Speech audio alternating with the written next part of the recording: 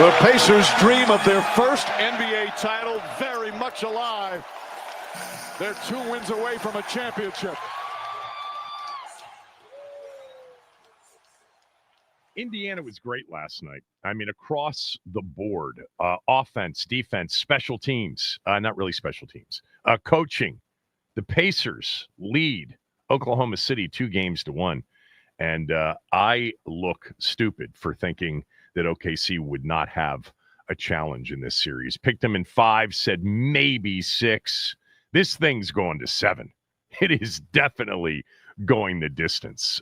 Good morning, everybody. Max will keep you updated on day 1 of the U.S. Open at Oakmont. Playing relatively easy this morning. I've been watching since very early this morning. Compared to some of the dire predictions of how difficult it would be, I guess it was a little damp at Oakmont this morning. J.J. Spawn at 4 under through 9 holes is your leader so far. Rory's playing well. There are 7 or 8 guys under par right now. Now, there are another 60-something that are either even or over par, but still 4 under is a pretty good first 9 holes for J.J. Spawn. Long way to go. Looking forward to watching it this weekend, including this afternoon when Scheffler and some of the other big names go off. I'm going to get to game 2 in a moment, but I wanted to start the show with this. Tap writes, Kevin, I spent time yesterday and found the same thing you did. I couldn't find one NFC East prediction for the Commanders.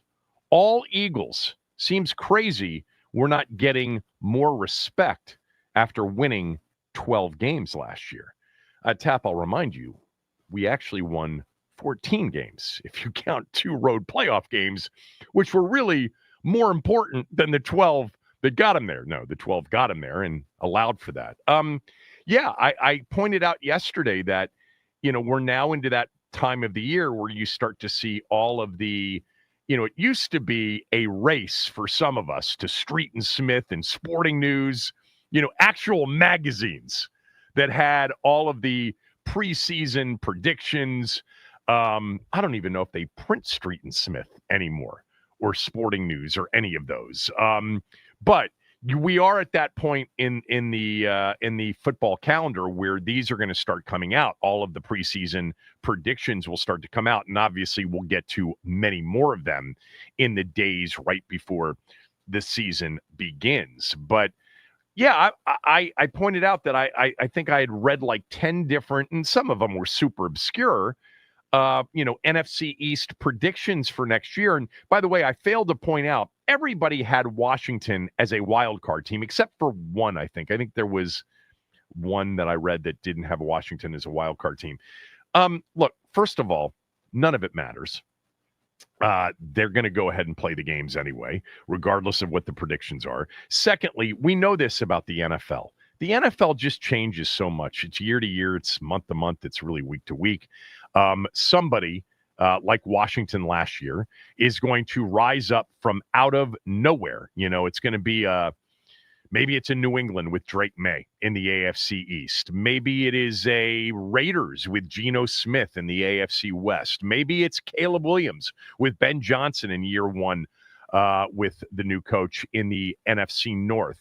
The 49ers were a last place team last year. Maybe it's the Niners that end up, winning the NFC West. I mean, all of these, there was a stretch, I think it was 14 consecutive years from like 2004 through 2018 or something like that, in which on average, about 48% of the playoff teams were teams that were not in the postseason the year before.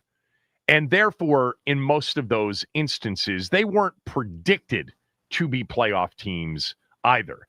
So that's the nature of this time of year. I mean, the NFL is the ultimate, coin flip league. I think that until Washington proves that their roster is significantly improved, then it only makes sense that the Eagles be the pick to win the NFC East. First of all, recent impressions, recency bias. The Eagles were dominant in the Super Bowl. They were dominant down the stretch of the season. They have I think debatably the best 1 through 53 roster in the league. And Washington's roster, we talked about it going into the NFC title game last year. There were only 2 or 3 players you could take from Washington's 22 starters and say they would definitely start for Philadelphia. You know, Terry, Jaden for one, Terry maybe. I think I'd put him ahead of Devontae Smith. And then maybe a guy like Frankie Louvu, or Wagner. I don't know.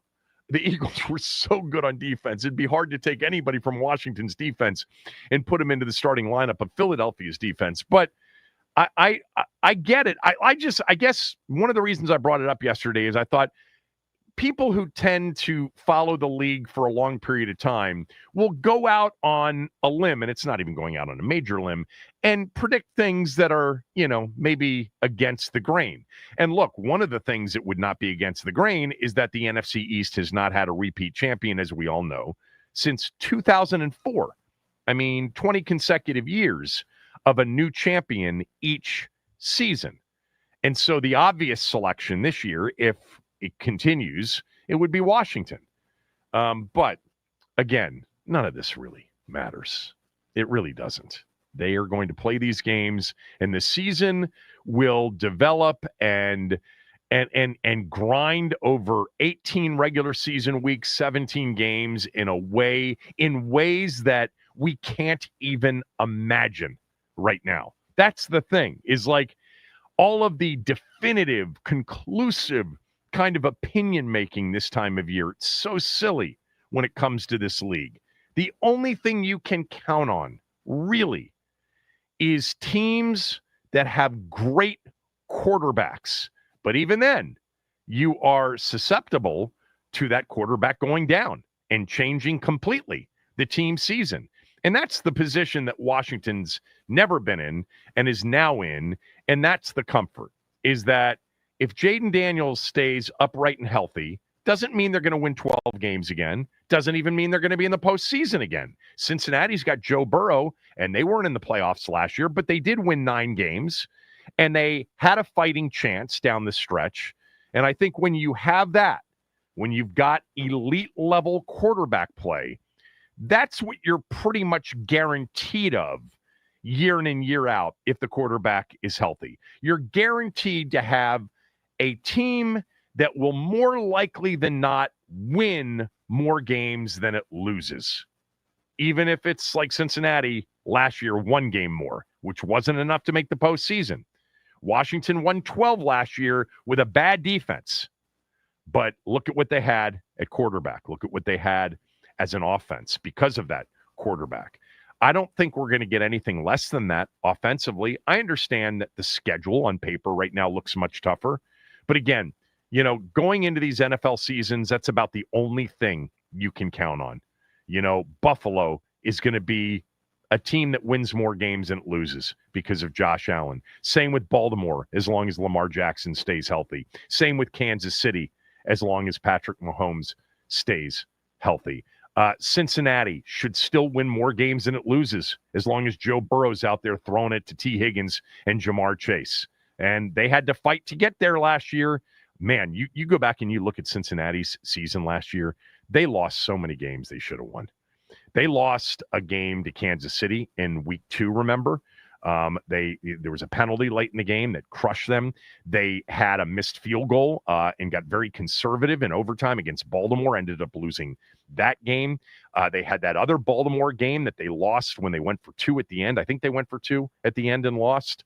They had so many games right there. Like the game, I'm looking at it right now. Their losses were by, listen to this. Cincinnati went 9-8 last year, okay? Their losses were by 6, 1, 5, 3 in overtime. They lost by 20 to Philadelphia. And then they lost by 1, 7, and 6. Every single loss was by a touchdown or less, with the exception of getting pounded by Philadelphia at home in late October. And that's what Joe Burrow playing 17 games guarantees you. You're going to be a team that more likely than not is going to win more than you lose and is going to have a really good chance in the games that you lose, is what they had. And that's what I think Washington has now. But, in thinking about the upcoming season, when you take all of those other teams that don't have Mahomes, Allen, Burrow, Jackson, and I think Daniels is in that category now.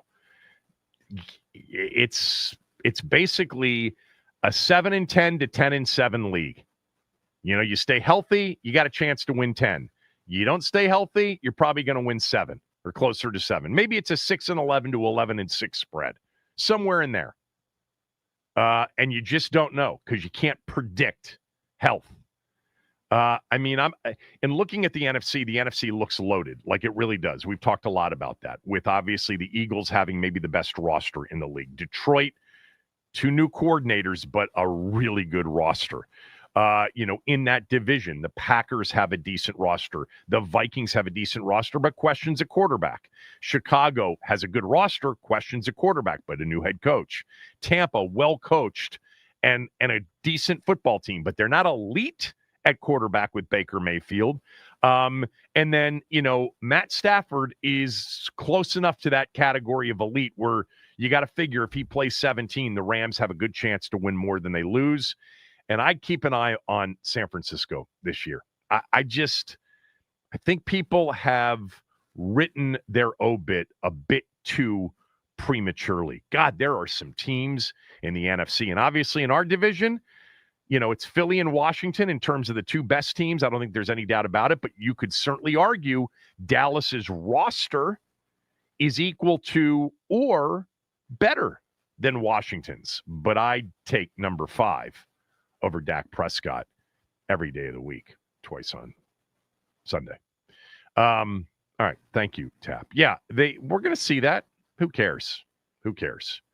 Man, in thinking just about one other thing as it relates to this, I really wish that the schedule makers had given us one of the 2 Philadelphia games much earlier in the season.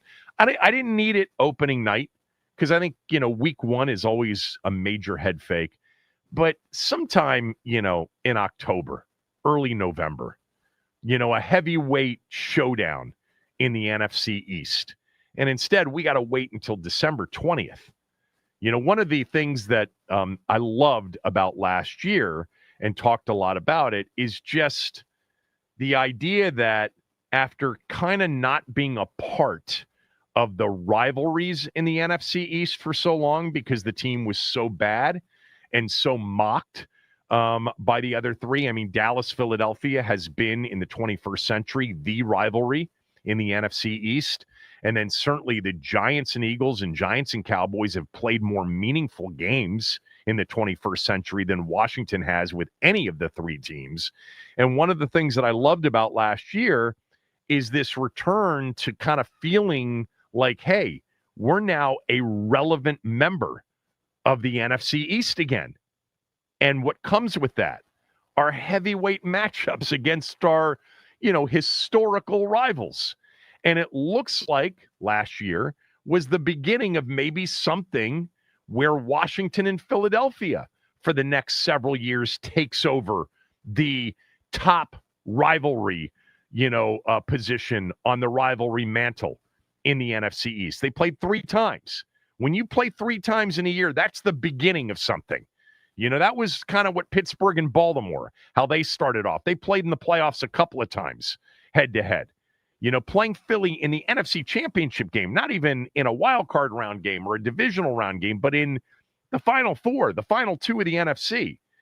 I really, I know we talked about this when the schedule came out, but man, it seems like to me, and we had our guy on the show, Mike North, and he's great in talking about the schedule and some of the reasons why. The bottom line is, one of the reasons Philly and Washington are closing the season against each other is that they just view Dallas and Philadelphia as more marquee. Still, they do.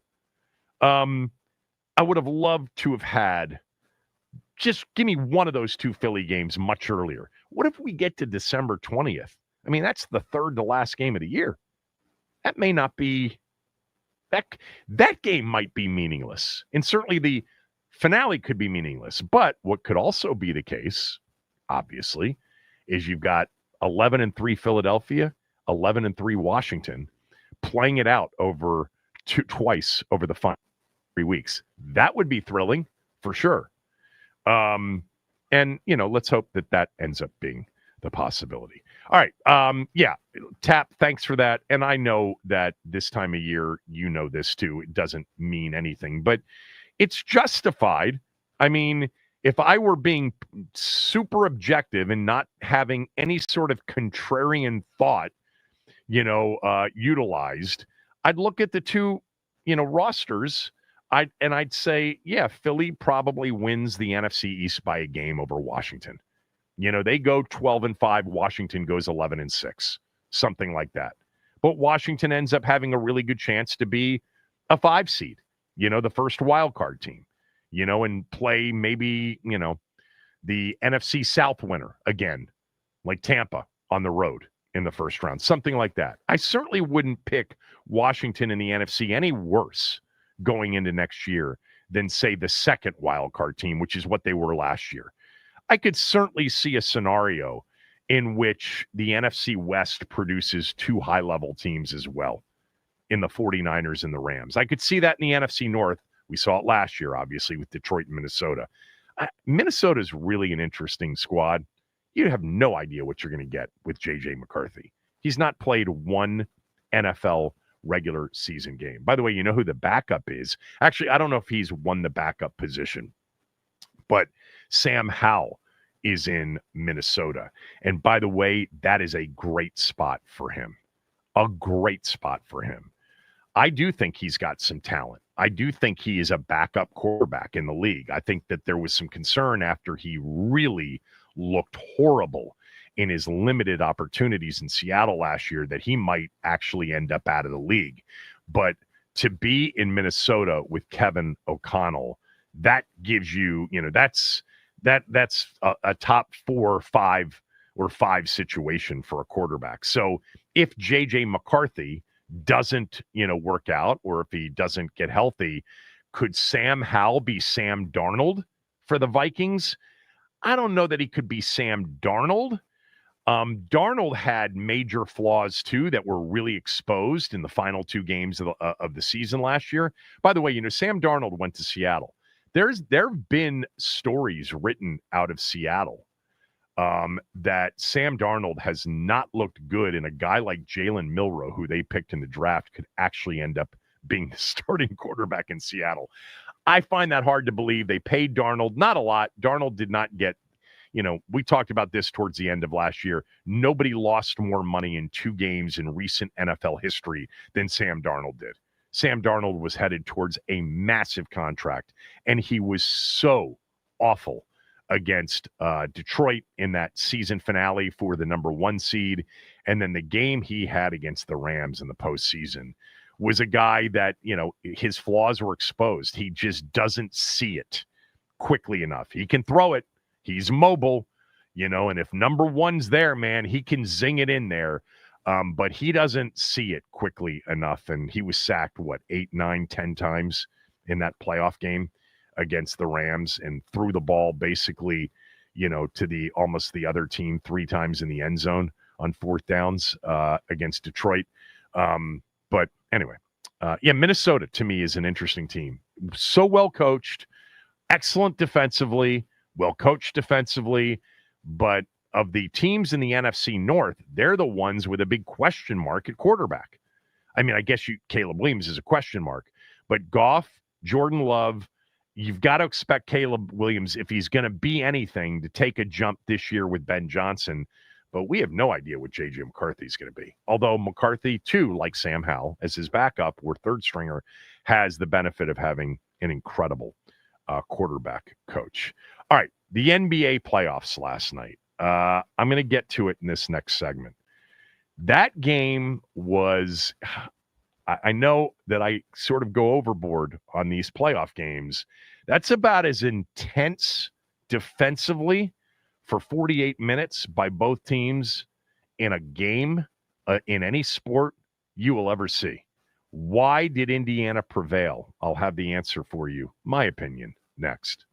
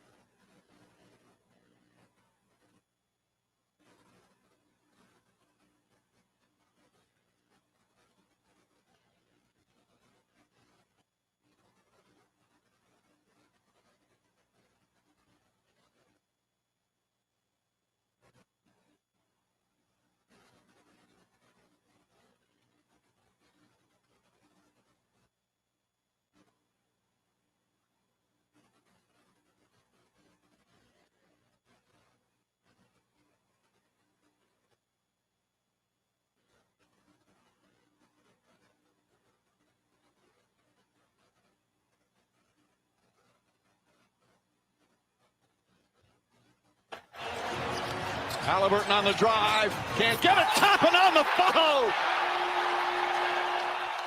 Obi Toppin. Yeah, that gave them a 5-point lead in the fourth quarter. Indiana wins game 2 last night, 116-107. They have a 2-1 lead in the NBA Finals. Who's going to win this series and why? Phone lines are open. We're going to try to do some NBA Finals talk here.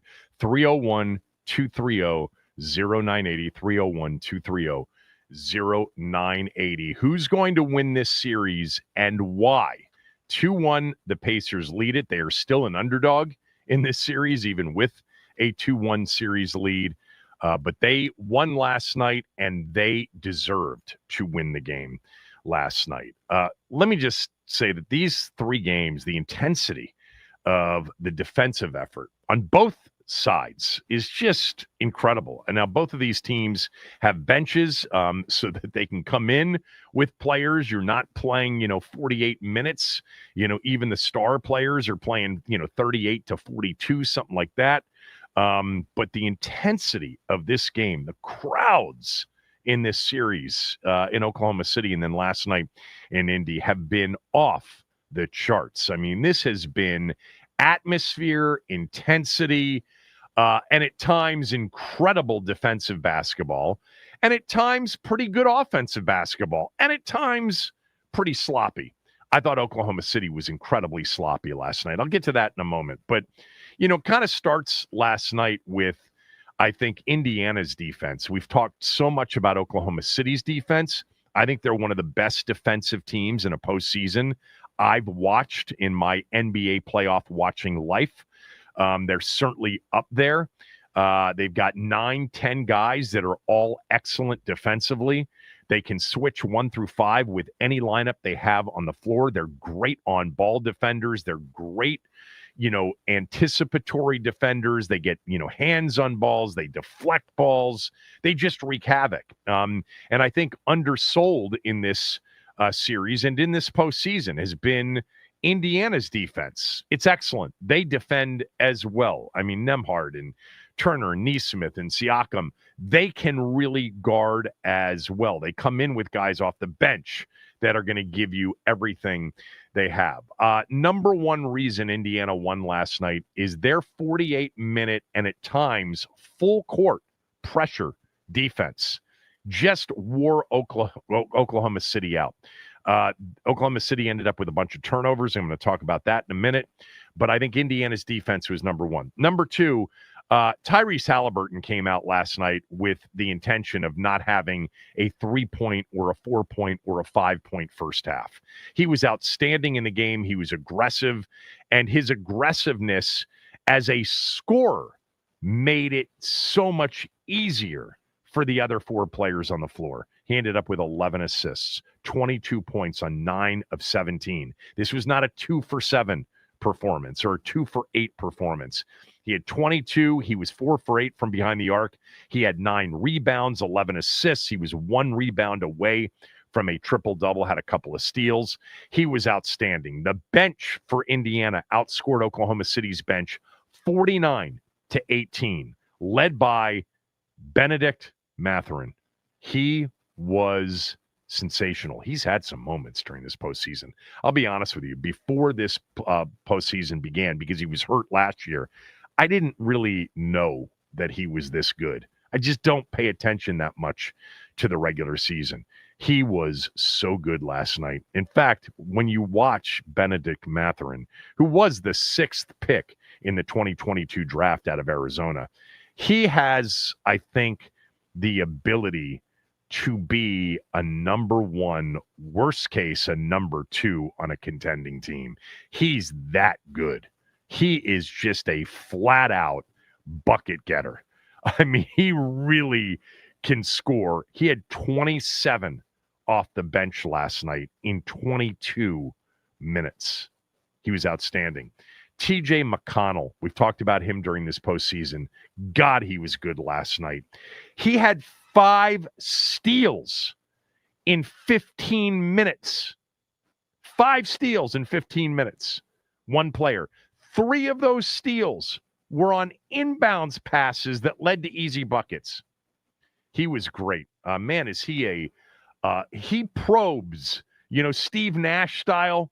Nash was one of those first guys that would just keep the dribble alive forever, and just probe and, into the paint and then around, underneath the basket on the baseline until he'd find somebody or score. McConnell's got, a poor man's version of Nash game, but he's been outstanding. Obi Toppin, I mean, my God, does this guy get up? And can he shoot it? He didn't make threes last night, but he's been making them all series long. Indiana was great. They were great defensively. Their bench was outstanding. Mathern was great. McConnell was great. Halliburton set the tone by being more aggressive, more assertive offensively.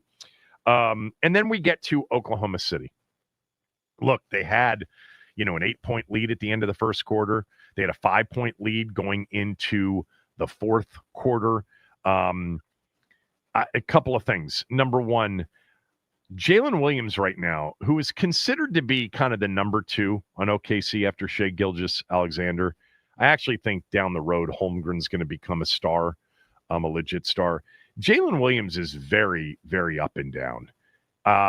He is way too aggressive at times to the detriment of their half-court offense. He is a turnover waiting to happen in this series.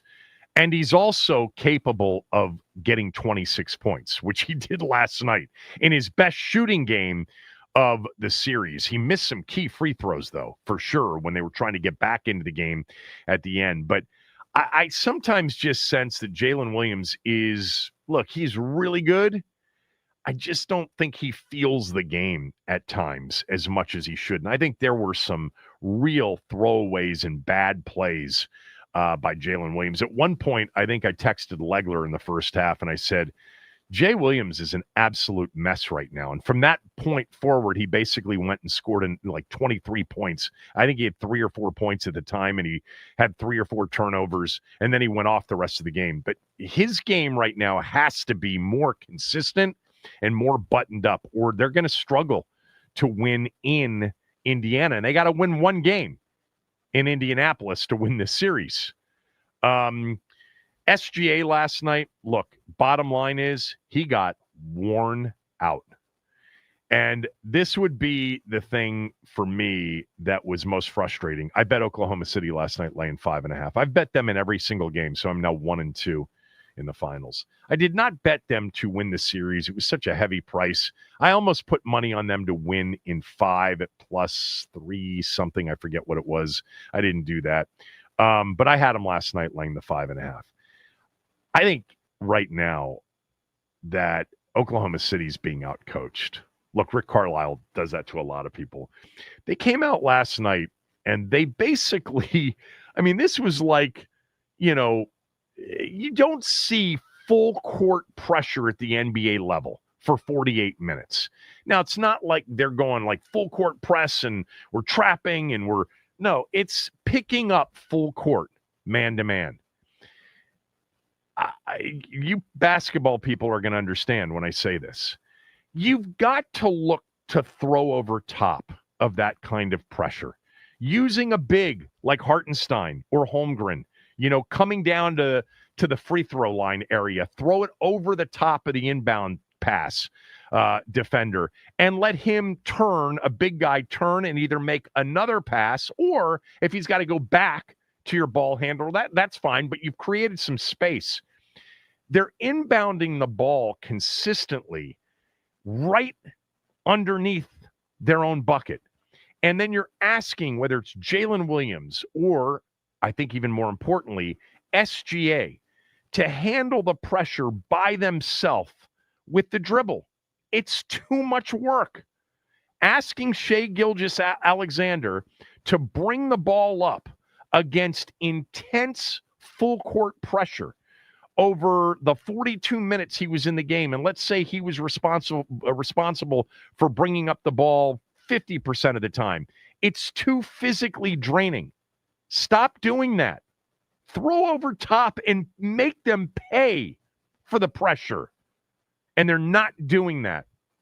And then when they do, handle the pressure and get it over the timeline just before the 8-second count, you're now into a position where you're facing a set defense and you've got 16 seconds or less on the shot clock, and you're getting pressed out, man. And they really had a plan for SGA last night. It was really interesting watching Nembhard in particular guard him and really force him into help over and over again. And I just don't think Oklahoma City, I think their one weakness more than anything else is they're not a great half-court offensive team. They rely on their defense to generate a lot of their offense. And it's done that all year long. Look, they've got shot makers. I'm not suggesting they can't, that they're going to, if they're forced to run half-court sets for the majority of games, that they can't win those games. Of course they can, and they have. But it's not pretty. They don't run a lot of sets. You'll see them coming out of timeouts. They rely on their MVP to be a creator, but Indiana had a plan for him last night. The biggest thing, though, is they had 17 turnovers last night. I would say that, like when OKC turned Indiana over to a large extent, that it was mostly because of what Indiana was doing defensively. But they had 3 inbounds passes picked off by TJ McConnell. That's lazy. When the ball goes through the bucket and somebody jumps out of bounds and throws it in and has that ball picked off, that's bad. That is 3 easy buckets, easy possessions. If you're going to turn the ball over, you better do it on the other end of the floor and not on the perimeter. They're turning it over right underneath their own bucket, and they just gave up way too many.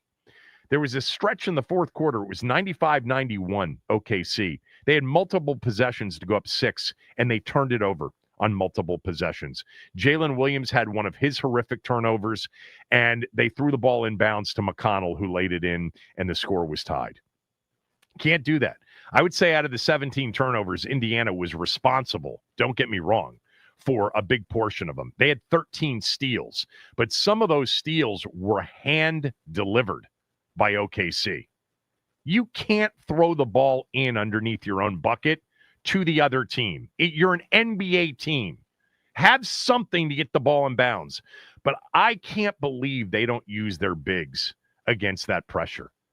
Bring Hartenstein, bring Holmgren down to the free throw line and throw over the inbounds pressure.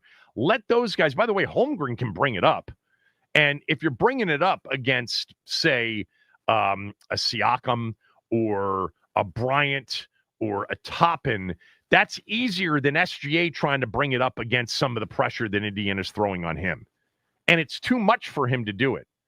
That's a major adjustment to me. You got to handle full court pressure better than that. You're an NBA team.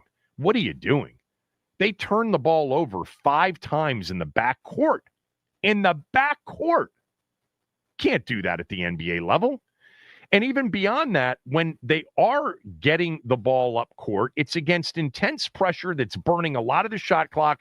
It's wearing them out physically, especially Shai Gilgeous-Alexander, and they're left with too little time to run anything super constructive offensively. And it ends up devolving into a lot of one-on-one play and creation. And yet, there they were. They still had a chance to win. This was Indiana's best game by far. It was their best defensive game by far. I thought that they were the better team last night for the first time out of the 3 games, even though they won game 1. I thought there were things about the game for OKC for the first time in this series that were a bit alarming. Indiana made a lot of shots. They shot 52% from the field. They shot 55% in the first half. But a lot of that was off of their defense, man. Their defense was sensational. And OKC's got to find a better way to handle the pressure. You guys out there that coach, throw over top of it a couple of times and just turn it into a layup or a dunk on the other end, and you'll get them out of it. And they never throw over top. And when they do, they're not attacking. Use the bigs to beat the pressure. All right, 3-0. Look, what happens next on Friday night? Indiana showed me something last night for the first time in the series. Not that I haven't seen their capability. I just thought Oklahoma City was a much better team. Shea Gilgeous-Alexander was out of gas at the end of that game. Just out of gas. He had some, by the way, speaking of turnovers, he had some horrific turnovers that were somewhat forced, but there were a couple of passes in reversing the ball where Halliburton, they saw it coming. They forced him into help, and then when he tried to reverse the ball, they had somebody waiting there for that pass, and it turned into a couple of easy buckets. Indiana got a lot of easy points last night. In fact, let me just see what they had 21 points off of the total, my fault, not 17, 19 turnovers. Okay, 21 points off of 19 turnovers. I would say out of the 19, a good 11 or 12 were forced, but a good 7 to 8 of them were really sloppy, lazy on OKC's part, and really they looked poorly structured, poorly planned for it. They're going to have to fix that on Friday night, or there's a chance they could go back to OKC down 3-1. I've changed my mind a little bit on this series. After seeing last night and seeing Oklahoma City not adjust to some of the things that Indiana did, this series is going 7. I think somehow, some way, there's going to be a 7th and deciding game in the NBA Finals this year. That game would be in Oklahoma City. By the way, there's no weekend game. No Saturday. There's a Friday night game, no Sunday night game. You got to wait till Monday night. What are they doing? Give us a Sunday night game. All right, 301-230-0980. 301-230-0980. Phone lines open. Who wins this series and why? Taking NBA Finals calls for you, those of you that want to weigh in. Phone lines are open. Who wins the series and why? I'll give you my answer when we return. Kevin Sheehan Show, the Team 980 and the Team980.com.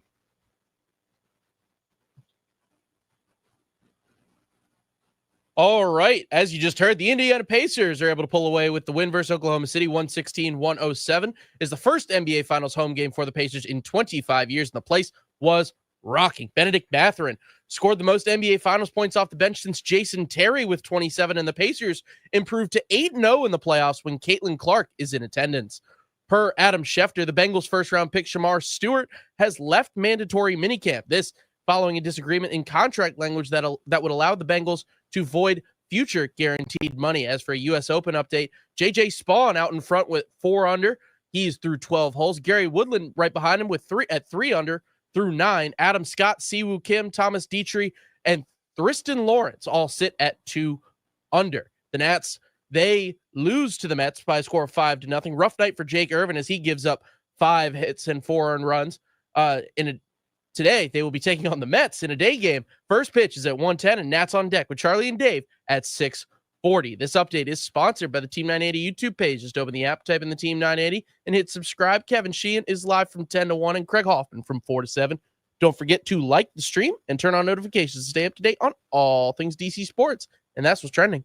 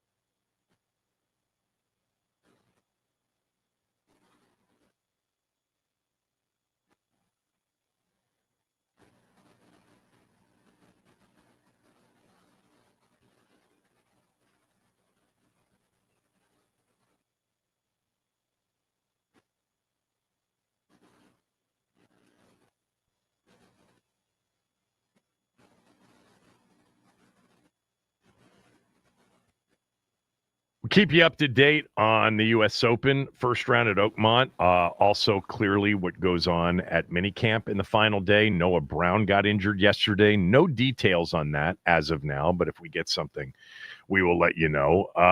We're going to talk a little bit about Terry's contract, but also look ahead to Jaden's contract in 2027 with the founder of Spotrac. I reference Spotrac all the time. Mike Giannetti will be on the show with us today. 301-230-0980, 301-230-0980. Who wins the NBA Finals and why? So at this point, Oklahoma City roughly a minus 250 favorite still to win the series, down 2-1. I like OKC in 7 now. I think this thing's going 7 games. Oklahoma City's just too good defensively to lose this series, say 4-2. I still see them winning at least 2 more games and then winning a 7th and deciding game. But my view has definitely changed from where I was before last night. You know, Indiana flat out stole game 1. Halliburton hit the big shot. He was so clutch at the end of that game. But they had been outplayed for 46 of the 48 minutes, and their only lead came with 0.3 of a second left. And then they destroyed Indiana in game 2. Halliburton had gone missing, in game 2. And I thought there was a chance Oklahoma City would not only win 1, but maybe both in Indiana. Well, they can still win 1. But last night changed my mind about sort of the length of this series. Indiana's defense was really good. It's been really good. It's just that Oklahoma City's defense has been historically good. But I also felt like Mark Daigneault did not do a good job handling the pressure. They got into too many unforced errors. They got into too many possessions where SGA was worn out because of his ball handling responsibilities. Can't allow that to happen. So I like OKC still, but I like them to win this series in 7. Max, what do you say? Yeah, the 7 game, I told you I really wanted to do the contrarian thing at the beginning of this series and take the Pacers, and they've been locking down. The depth guys have stepped up, like Neesmith, Nembhard, Benedict Mathurin last night was incredible. I could very well see this going 7, especially if Oklahoma City just takes a little bit too long to adjust to things. I could see the Pacers taking it all the way. If you like basketball, the intensity of these games and the effort expended, especially on the defensive end of the floor, is really fun to watch. It's the opposite of what you see in the regular season. All right, who wins the NBA Finals and why? Let's start with Ralphie in Rockville. Ralphie, go ahead. Hey, Kevin. I got to say OKC is going to win just because of the talent. I think they're the most talented team in terms of, the defensive part of the game. But, OKC's coach, Mark Daigneault, he's struggling a lot these playoffs. I agree. With adjustments. He got out coached by David Adelman constantly in the Denver series. Denver should have won that game if Aaron Gordon was healthy. One thing I don't understand. If Porter had been healthy, they may have won that series. Exactly, and that shouldn't be the case. Sam Presti has to do a better job with these coaches. Tells you how great Jokic is. Honestly, I talked about this with Joe House yesterday when he was on. I said, Denver had a chance to win game 4. They had a chance to win game 5 against that team, Oklahoma City. It just speaks to the Joker's greatness. But go ahead. For sure, definitely. Cason Wallace should not be starting. I trust Aaron Wiggins more than Cason Wallace. That's just ridiculous to me. I don't understand what he's doing. And the Hartenstein thing, everybody's saying that. That's like almost everybody's saying that. We don't know what is he doing. And another thing, I'll let you go. Rick Carlisle, he has a great feel for the game. You can tell that he understands the game and he's adapted to the new play style. He has the guys playing at a high pace, and it feels like the other coach is just making adjustments based off analytics. And then the last thing I want to say is the media never brings up how everybody always says Carlisle is one of the greatest coaches in the game, but they never bring up how he elected to leave Dallas and Luka to coach a more team-oriented play style instead of the ISO ball. They never bring that up. I don't know why that is, and you can see he hated the ISO ball. You can tell. But I'm just really happy for Ray Carlisle. No, his team is much more in the, realm of the style that I like to watch personally, where, more than one player's involved on an offensive possession. Thanks for the call, and it's a good call, Ralphie. Look, they started with Case and Wallace in game one, and a lot of people thought that was ridiculous. Just, roll out the two bigs and make Indiana adjust. I actually have liked the way they've played when Hartenstein and Holmgren have been in the game at the same time. Aaron Wiggins did not play well last night after playing great at home, and it's interesting how that works. There's no real explanation for role players play better at home than they do on the road. I don't think that that's always the case, but there definitely is more comfort at home for role players, bench players. Sabah knows basketball. Her daughter was an all-time three-point D3 player. What do you say? Who do you like and why? Kevin. Oh, Kevin, you owe Halliburton. Oh, this man is amazing. What'd you say? I missed what you said. Sorry. Halliburton, I owe what? An apology. You owe Halliburton an apology. He is elite. And let me show you why. So what happens with OKC? They're like the guys that are all talented and quick and fast and all energetic. And their games are like sprints. By the time they get to the fourth quarter, if they're not way ahead, they're exhausted. Whereas Halliburton and the gang, in Indiana, they know that a basketball game is a marathon. You have to pace yourself and be ready for the fourth quarter. SGA, your elite guy, the MVP of the league, made one basket. And he did something very, very bad at the end of the fourth quarter, about 2 minutes ago. I think they were down 3. They had a chance, they were still kind of in it.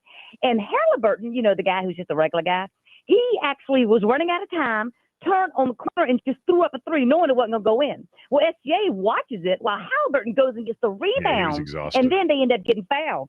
That was huge. And to me, that's elite, Kevin. That's what I'm talking about. And these guys coming off the bench and Nesmith in the fourth quarter, and they're out coaching OKC. I don't know what all you guys see in OKC, but I see this ending in 6 with Indiana winning. So 2 things about you and I love you, I do. But you do this all the time. First of all, you create straw man arguments all the time. No one's called Tyrese Halliburton regular. Okay, you just made that up completely. You said he wasn't elite. The conversation has been star or superstar. So let's talk about things in which we've talked about them. That's number one. I don't think he's a superstar. Not yet anyway. I think he could be on the way. I love his game. Don't get me wrong. But the other thing you do, and you used to do this with some of the quarterbacks, the one that you loved in particular, after a moment of greatness, you're the first one on the phone lines. You didn't call in after he had 5 points through 3 quarters in game 2 and was literally missing in action in game 2 through 3 quarters. So there's a lot to Tyrese Halliburton here. It's complex. He is clutch. There's no doubt about that. His skill level, his talent level is star. He is a star player. Don't get me wrong. But I think you could argue that Siakam is just as good and just as much a star as Halliburton is until he comes to every single game during a postseason with the aggressiveness that he came with last night. He's a star, not a superstar, in my opinion. So why is SGA allowed to just disappear in the fourth quarter, and why is Ant-Man allowed to score 9 first of all, or 8 SGA, or 7? You realize he was averaging 36 points a game heading into last night. Yeah, but it doesn't SGA is matter a scoring machine. They're empty points. And what about Ant-Man? Everybody empty wants to make points. Michael Jordan. How can you say the 34 in game 2 were empty points on 11 of 21? Wait, I'm talking about Ant-Man. How about Ant-Man? He's what not about as good him? as Halliburton. He disappeared in the playoffs. He had games when he hardly scored anything. Look, we're talking about 2 different things. If you're talking about who's a really good closer, Halliburton's an excellent closer. There is no doubt about that. And that's why he's got a chance to sort of elevate to that superstar level. No doubt. He just has to be more consistent, like, by the way, Shai Gilgeous-Alexander is. I will say this, that SGA got worn out last night. He got worn out. It was a great job by Indiana defensively. That's not what superstars do. They're supposed to be, he's MVP of the league. I expect more from him. That's all I'm saying. So you expect more than averaging 30 a game? in the NBA Finals? Yeah, I do. I expect him to do it when it matters most. Just like you were complaining that Halliburton only scored points in the fourth quarter last game because the game was over. Why are you okay with that? Well, it was that. I mean, every case is different. He had 5 points going into the fourth quarter when they were down 20, and he scored 12 points in the fourth quarter that literally had no impact on the game. Well, Halliburton better get MVP if they win this, and it better not be Siakam. Siakam got MVP in the Eastern Conference Finals, and I was surprised by that. You know I was, because I thought he was great against the Knicks. Thanks, Sabah. Regular. No one's referred to Tyrese Halliburton as regular. Rudy, go ahead. Who's going to win the series and why? Hey, Kevin, look, I think Indiana has a chance. I'm not rooting for anybody. I just think it's a great series. I think that, when we first went into it, you did say that Oklahoma had a better roster and everything else. But, Indiana is proving they have just as many great athletes as Oklahoma does. And who is covering Siakam? Nobody can check him. They put a big on him. He taking him outside. Put a small on him. He posting him up inside. He's something else, man. So he is something else. Yeah. But I was telling the guy who answered the phone, Max, I believe. I'm sorry, host. Yep. Not knowing you are. But I was telling him that, if Indiana can stay within striking distance going into the fourth quarter, that's when they're really turning it up. They're using the same method that Oklahoma City used. They turning up defensive pressure, and as you say, tiring them out, where they don't have the legs to shoot those 3-pointers and everything else at the end. They're also not very organized offensively, and that's the problem I have watching Oklahoma City in half-court sets offensively versus Indiana. Indiana's better coached when they're forced to run sets and get good shots offensively. And they do have great players. I didn't really talk as much about roster as I talked about Oklahoma City defensively. I just thought would be overwhelming in this series. And they were in game 1 and game 2, but they lost one of those games, at the very end. So we'll see how it plays out, but good call. Appreciate it, Rudy. For those of you who I missed, we can come back to it maybe later on in the show or tomorrow. I did want to get to minicamp, some of the things that happened yesterday, and contemplate, a world without Noah Brown. But we don't know if it's a serious injury or not. They don't have to report anything right now. More on Washington's football team and this mandatory minicamp when we come back. Kevin Sheehan Show, the Team 980 and the Team980.com.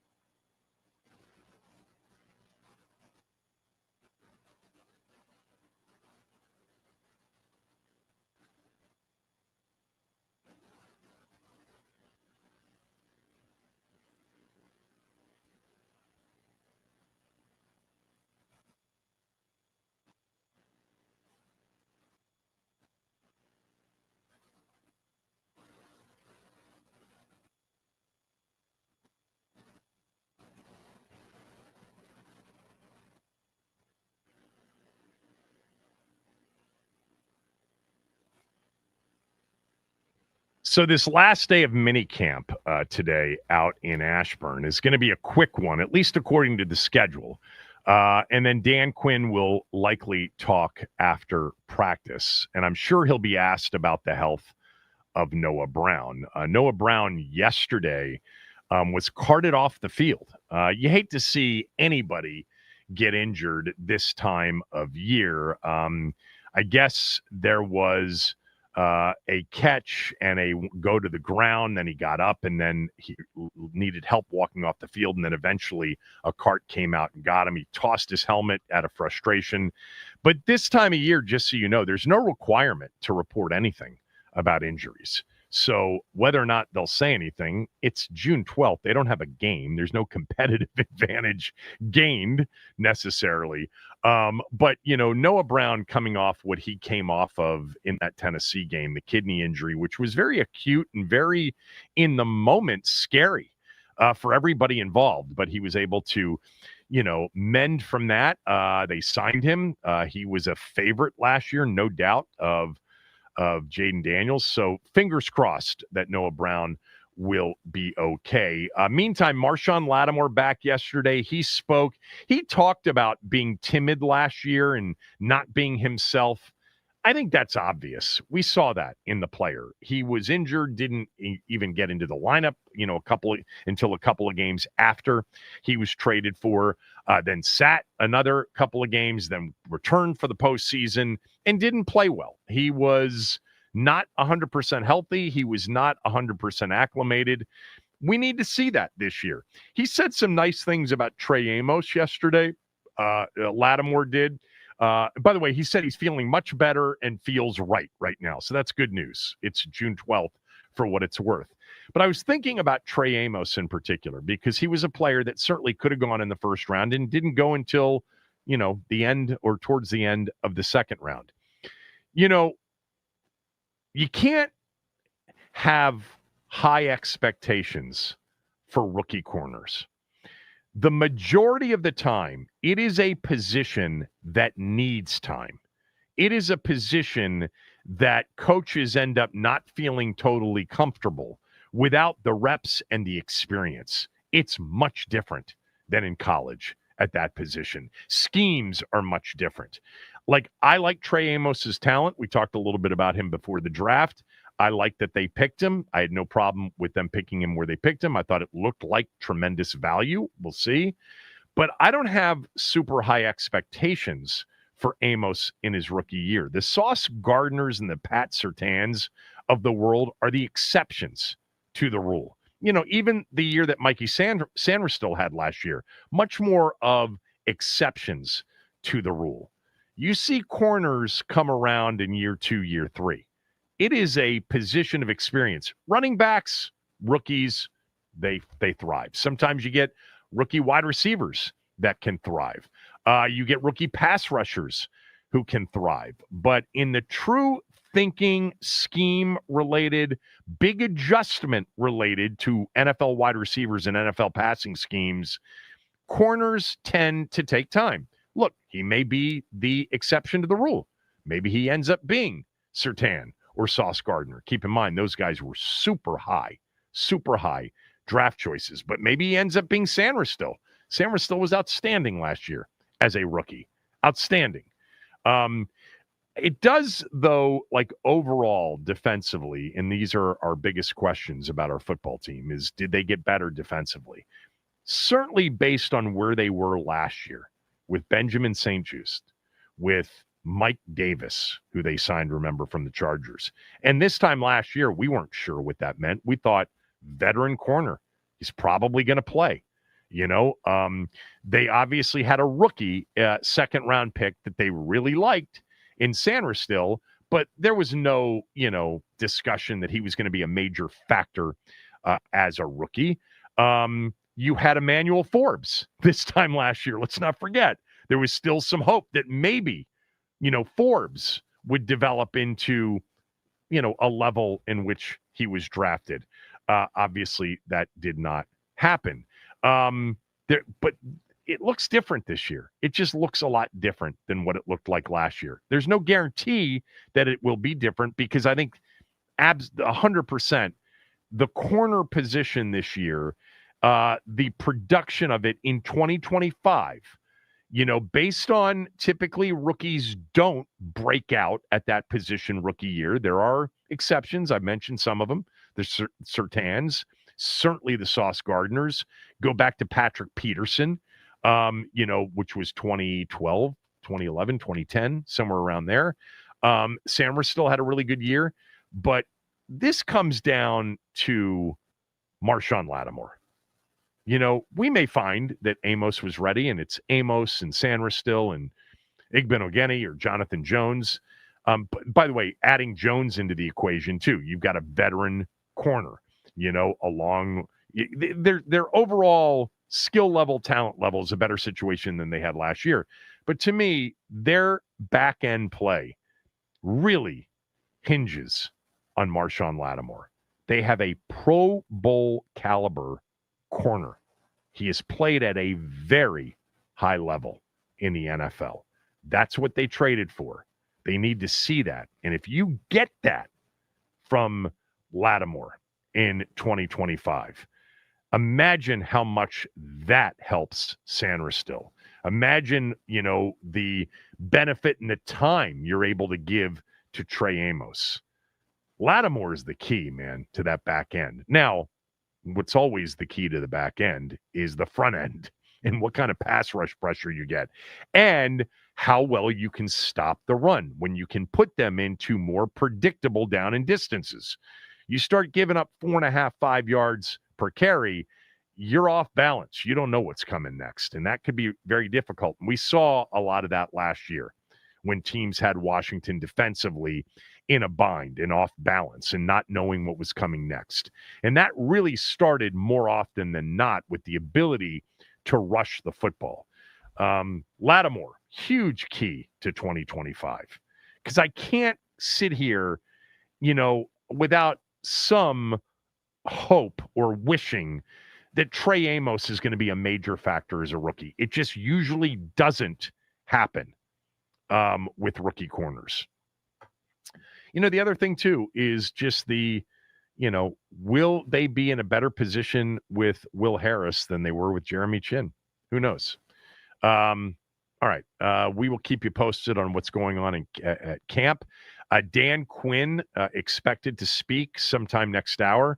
We'll carry some of that, maybe not all of it, like we have the first 2 days. Not a lot being said. I think the one interesting thing that he said yesterday is when he talked about Brian Robinson being healthy and having a really good offseason, because that's one of those positions and really the position offensively that's interesting. Did you see the video going around Debo running a route? Yes, many people are calling him fat or heavily implying that he is fat. Okay. So my son sent this to me last night. He's like, oh my God, is Debo Samuel slow, fat, or both? He does look chunky. There's no doubt he looks chunky. But people, you can't judge his speed off of shorts, shirts, and basically, shells and walkthroughs and half speeds. We're also 3 months out from the season. I guarantee you he's not at playing weight yet. But the speed thing, I'm like, are you guys kidding? They're not running at full speed in a lot of these drills. Oh my God, the ignorance of some of these people on social media who take these videos from Minicamp and go nuts over them. Now, with that said, he does look chunky. A little bit. He does look chunky. He looks closer to my weight than he should be, yeah. But you got, like you said, he's got another 7 weeks before camp starts. Yeah. Right? You got some time. Something like that. Better lock in on vacation, Debo. George Kittle, his former teammate, saw the reaction to Debo Samuel, and he tweeted out the responding to the responses to Debo. He said, quote, "It's called group install when players jog through plays. Knock it off." Yeah. And Like, then, come on. And then Bobby Wagner Ah. replied to that same tweet and said, exactly. So Wait, who did? Bobby Wagner replied to the same George Kittle tweet and just said one word. It has nothing to do. The people that were so dialed in and focused in on the speed missed if there was a takeaway, it was he looks a little chunky. Other than that, I mean, who knows? I mean, I haven't seen Deebo Samuel this time of year, not in our uniform, but the talk of lack of speed when they are going through walkthroughs or jog-throughs or whatever in minicamp. Wow. The NFL, man, to be able to take this insignificant content and turn it into the conversations that they get out of this, brilliant. It is the all-time 12-month league.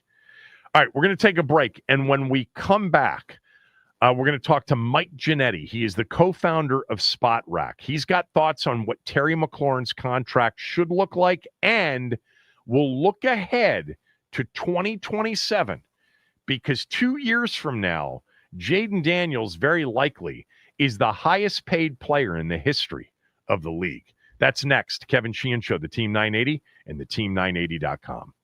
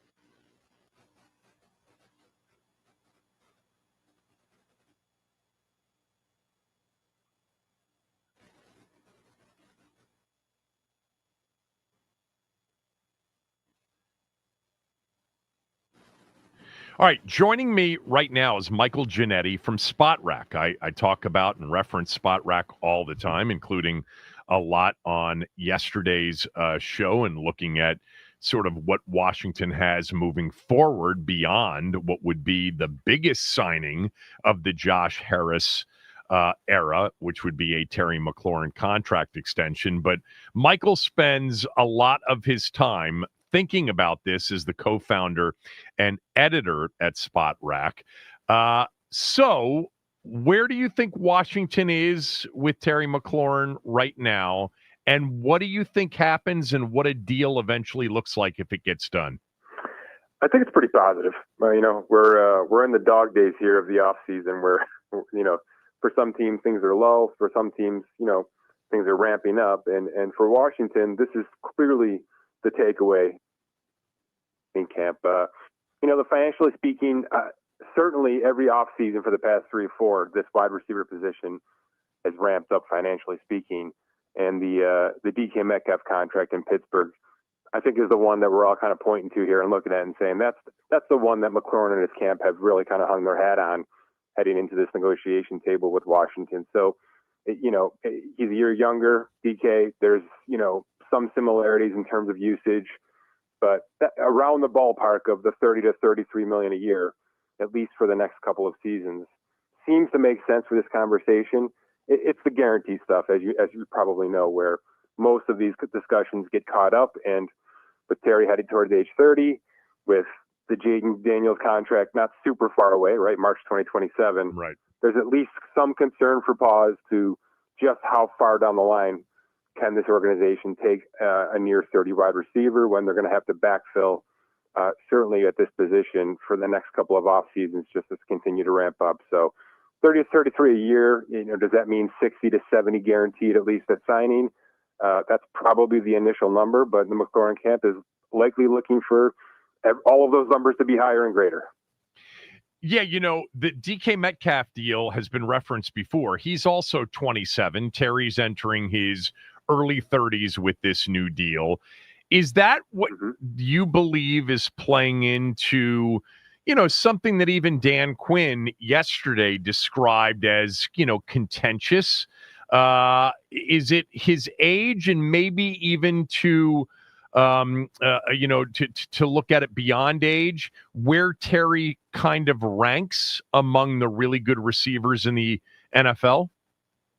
There's no question. Yeah. There's no discussion here, at least in our camp, of McLaurin resetting this market by any degree. And there wasn't the first time around when his rookie extension was being discussed. So he's certainly in a tier or two below, the Justin Jeffersons, the Jamar Chases of the world. That's pretty obvious. But where does he fall in the mix, I think, is what makes this such a difficult conversation.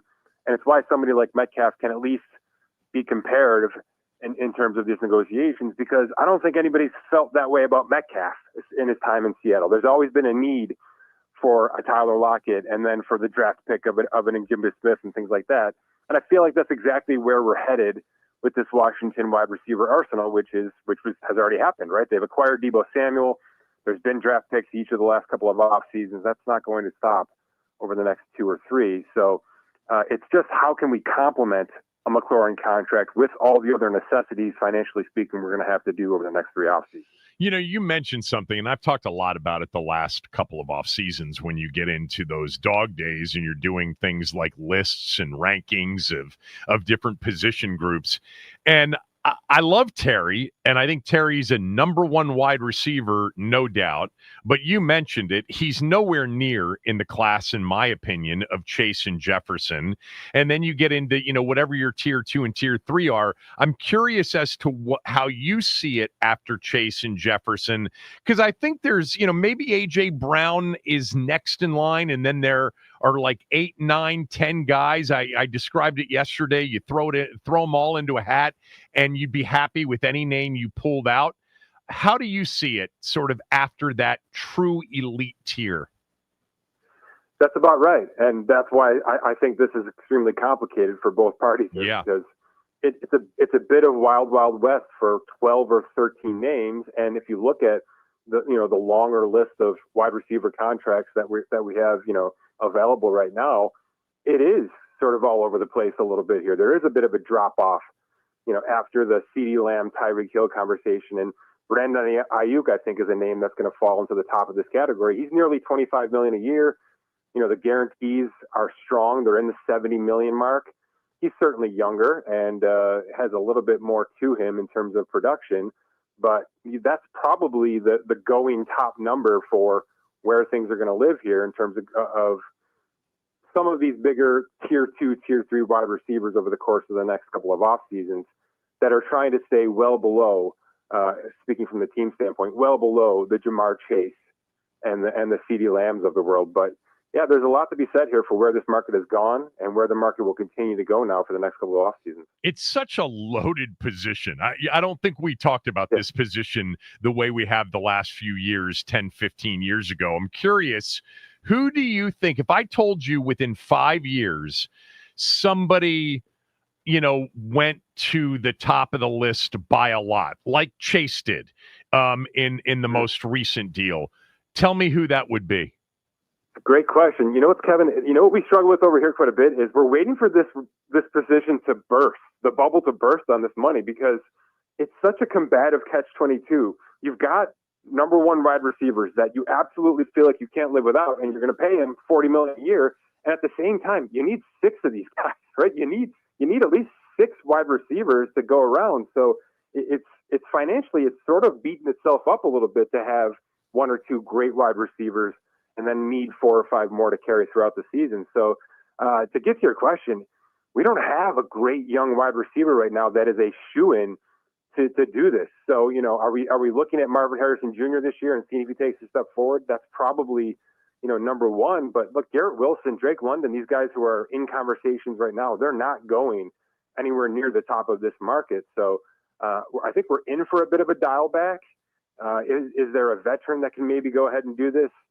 At any point in time, the Philadelphia Eagles can redo A.J. Brown, right? I mean, We've seen that every 2 years at this point in time. So he's probably the easy answer that will go to the top of this list over the course of the next 18 to 24 months. But I do expect that we'll have a bit of a downslide here with the way some of these first-round picks have somewhat floundered over the past couple of drafts. It's a really good point. I mean, left tackle's different from center, different from guard. So even though it's O-line and there are a lot of players there, the wide receiver position, typically you have 6, sometimes 7 of them in the wide receiver room. I don't know what their quarterback situation would look like, but Malik Neighbors, talent-wise, to me, looks like a Jefferson Chase, in terms of what his potential could be. I don't disagree. And, the Giants are going to try everything they can to figure out and how they can execute him and make him at least a breakout candidate in 2025. And maybe it's that easy. Maybe we just have to look at which wide receiver came from LSU and we'll just tag him as the next big $40 million wide receiver going forward. Yeah. Sticking with Washington, well, do me a favor, just net out. Let's just say it happens in the next 30 days. What does the final deal look like with Terry? Your hunch?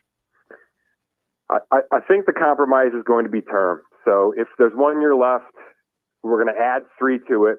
So it'll be a 4-year total deal. So 3 years. Let's just say it gets to that $95 million mark in terms of the new money extension. So well over 30. And I'm going to say the compromise is that Washington's going to give close to $70 million guaranteed over the next 2 seasons. So it's going to be front loaded. It's going to be big money. It's going to be nice cash for him this and next season.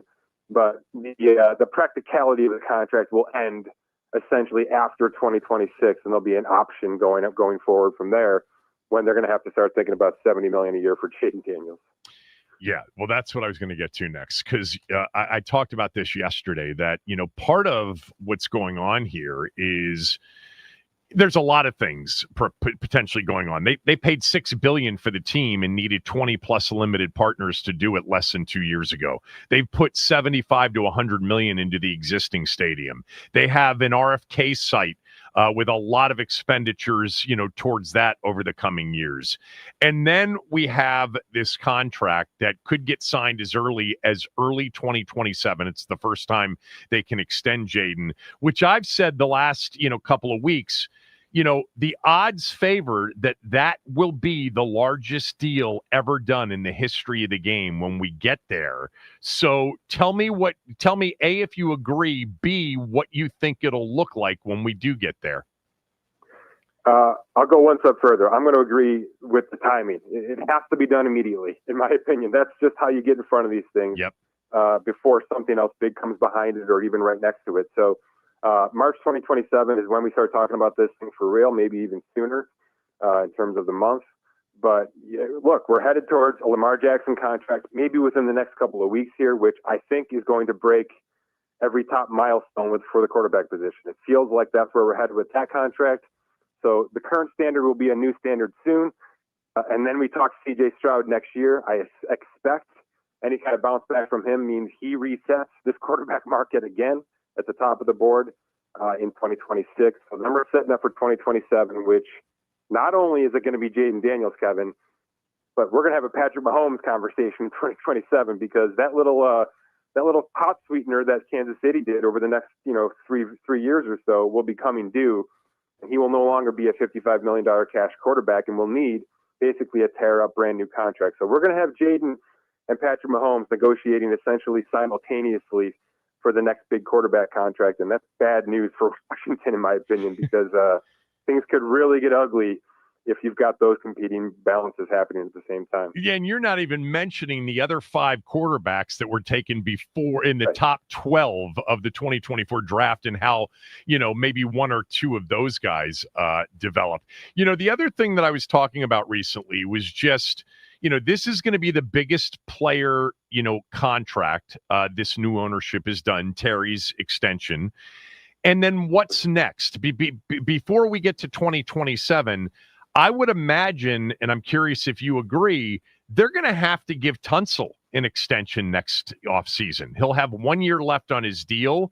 A guy like Luvu would have 1 year left on his deal. He might emerge into a big-time player. He was great last year, but I don't know how closely you've looked at their roster, but there's a lot coming in 2026, don't you think?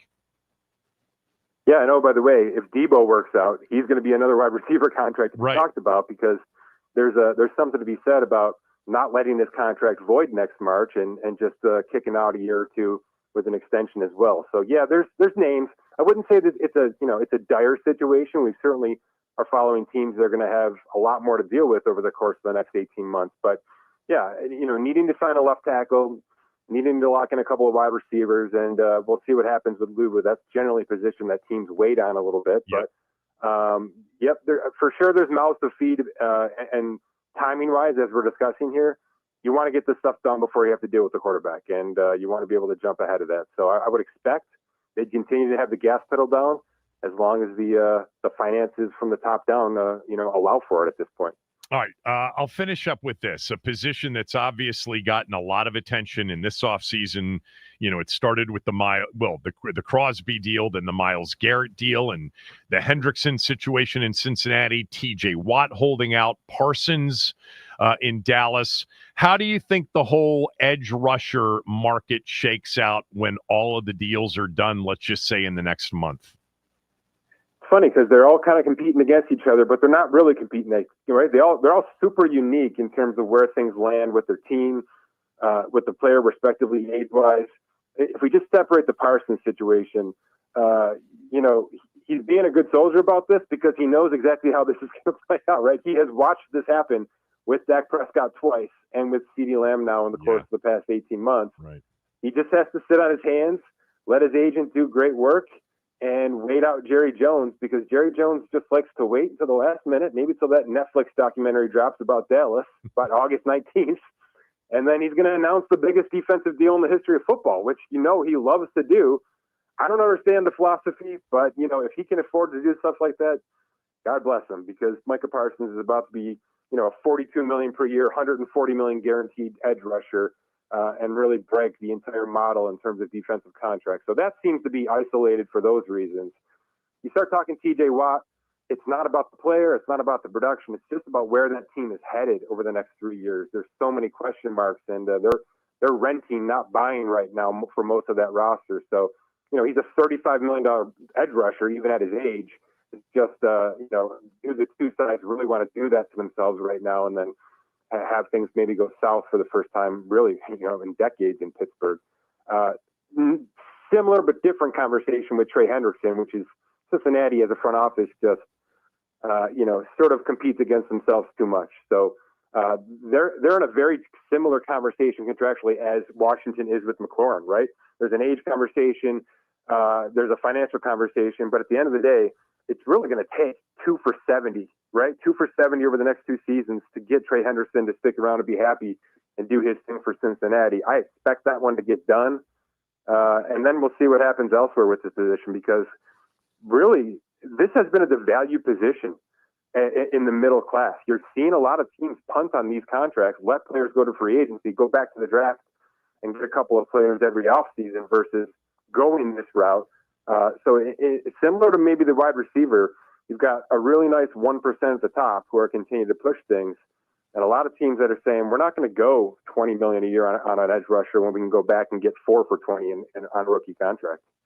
If I told you that sometime between now and the season opener, Washington added an edge, a Judon, a Zadarius Smith, a Clowney, a Von Miller, who would you guess would be the guy, and what would it require? Clowney's been a really good fit for a lot of these teams looking to, at the last second, add somebody that they know is going to be consistent. And he's required about 1 for 8 with some incentives to get himself to about 10 or 12 million cash every year here. So if you bring in all of those names across the board, that's probably the going rate. It's kind of that conversation where you know what you're paying for. You're going to get yourself 6 to 8 sacks, and if it's more, great. And if it's not, you haven't really broken your bank. But this position, that's part of the devaluation I was just talking about. These are still able-bodied starting edge rushers in the league right now. And if you wait it out until near camp when they're really looking for work, you can get something really incentivized, put in some big sack incentives, and let them go do their thing, after all the dust has settled a little bit at what could be less than 10 million base value. I actually have one more because you're excellent. So the running back position's so interesting. I actually really advocated for Washington to at least, medically look at Chubb and Dobbins. They both signed for basically nothing, or at least the Dobbins deal's been announced at one for $2.75 million. But if I said to you that in the next 2 to 3 years, there's a running back that ends up setting a new market, exceeding Saquon Barkley, who would that running back be? Yeah, this is one we're following because we've had a little bit of a renaissance, yep. and it's just are we actually building something back up here, or did we just have a really nice little bubble burst here? I'm watching Bijan Robinson a lot. I'm watching Jahmyr Gibbs a lot. Those are 2 names that I think have a real chance to get something done here. But outside of that, we're seeing a lot of kind of falling back into the world of the McCaffrey stuff was an anomaly. Saquon Barkley appears to be an anomaly. That's why he was drafted as such where he was drafted. And for the most part, we're still seeing guys in that 10 to 12 mark, you know what I mean, that are really, really capable of carrying an offense, but aren't going to be paid accordingly over the next couple of years. So, those are the 2 names I'm watching extremely closely. We certainly had some great draft picks this year with a huge draft for it. So maybe the answer is we just have to wait 4 years and see where this current class gets us, because I'm not sure we have somebody that's going to, push much past the $20 million per year that Barkley just locked in. Ashton Genty, maybe somewhere down the road. Michael, excellent stuff. Really appreciate it. So insightful. We'll do it again with you soon, hopefully. My pleasure. Anytime.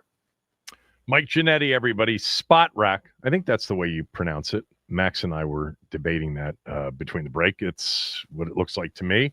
At Spotrac on X, on Twitter. Man, that is a site for you NFL fans that are into, salary cap stuff and tracking all that stuff. They do a phenomenal job. And I think the point he made, and this was a problem, obviously, with the organization prior to the current organization, is not only did they have a difficult time evaluating and identifying talent when they had it in the building. If they did, they didn't do the right thing in procuring it and keeping it. And he said, on a deal like the one coming 2 years from now with Jaden, you got to get it done then. You could certainly just pick up the 5th-year option in 2027, and then you'd have him under contract for 2 more seasons, 2027 and 2028. 2028 would be the 5th-year option, which would not be the rookie deal. You could do that, but you get ahead of those things when you have a player like that. Look, I know it's very premature. It's 1 season. All of these conversations about Jaden are to a certain degree premature because it was just 1 season, but it was one hell of a season. And the idea that we could be still feeling the same way we feel about him now when 2026 is over, you got to move quickly on something like that. You extend him then because it just gets more expensive. I thought the conversation that he had about the way the Cowboys have done it in recent years, Dak, CeeDee Lamb, maybe Micah Parsons again. I mean, Jerry just continues to take a brick and hit himself in the head with it over and over again by not getting ahead of these things and getting them done, not to mention what it says to the rest of your organization. Now, there's a fine line there. You don't want to just be about impressing everybody else in the organization. Hey, they take care of their guys, to the, detriment of getting a deal that's good for the long-term interest of the team. And I think that's where they are with Terry right now. There is, this fine line of taking care of a guy that deserves to be taken care of, and at the same time, not being a part of a one-sided deal that could potentially impact you down the road. They don't want to do that either. But yeah, 2 years from now, actually less than 2 years from now, sometime in January or February of 2027, the odds favor heavily that we will have the highest paid player in the history of the game on our team at quarterback. There was a time in which the team went out and signed one Albert Hainsworth to a deal that in the moment was the largest deal ever given to a defensive player. Was not necessarily a good deal for the team. That's for sure. All right, some things to get to here that just about 3 or 4 things I want to touch on. All kinds of different sports. And then Dan Quinn expected to talk at noon. I do want to mention to you that right now you can really take advantage of one of Window Nation's best deals of the year. That deal is their semi-annual deal, a deal that gives you the chance, if you decide to purchase windows from Window Nation, to get 4 windows free with every 4 purchased, to get an exterior door for free if you buy a house full of windows, and to not pay anything for 2 full years. You can't beat that. You're not going to pay anything for 2 years, and they're not going to charge you interest on what you owe over those 2 years. So by the time you actually pay for your house full of windows with a new exterior door, it'll be the year 2027, and you will have saved on 2 years worth of heating and air conditioning bills at a discounted price from where you were with your older windows. You can trust Window Nation. A+ rating from the Better Business Bureau, 96% customer satisfaction rating, over 45,000 5-star reviews. They've installed over 3 million windows across the country, and Window Nation was recently ranked highest on Forbes's list of best window installation companies. You can trust Window Nation for high quality, affordable windows. It starts with a free estimate. You've got nothing to lose. Call them at 866-90-NATION or head to windownation.com. Mention my name. I promise you they'll take really good care of you. 866-90-NATION, windownation.com.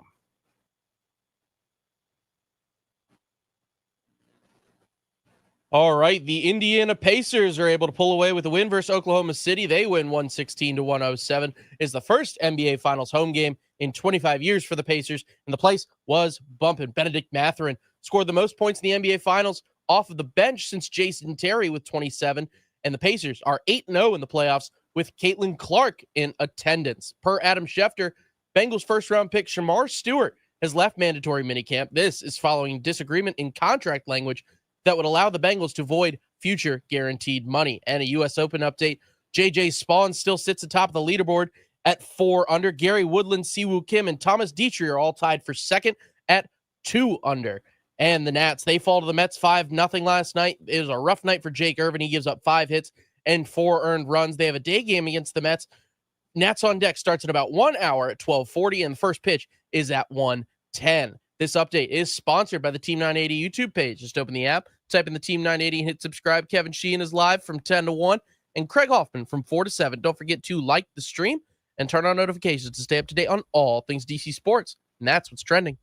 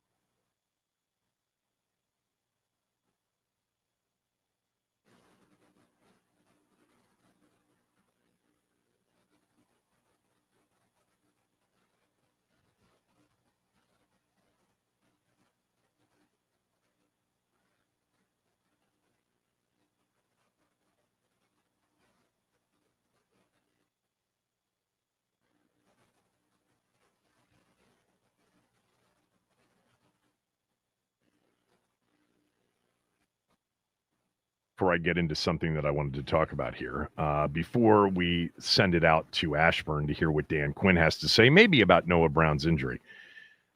Max and I were just talking during the break. Very sad plane crash today, if you haven't read about it. a flight from India headed to London crashed in India after takeoff, and at least 242 on board, likely dead, although Max claims it's 241, and I'll tell you why here in a moment. And there appear to have been casualties on the ground as well. There's horrific video of it, the whole thing. Max just told me during the break that social media is claiming that somebody on that plane seated in seat 11A next, which was an exit row, that somebody jumped out of the plane right before it crashed and that person survived. That seems impossible to believe. It does seem impossible to believe, but it's an interesting thing to consider.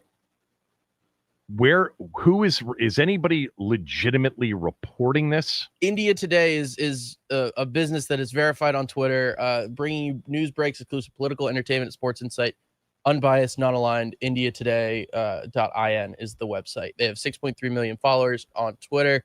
I'm not gonna say any of this is like, that makes it legit, but the tweet that they put out, I'm going back to it.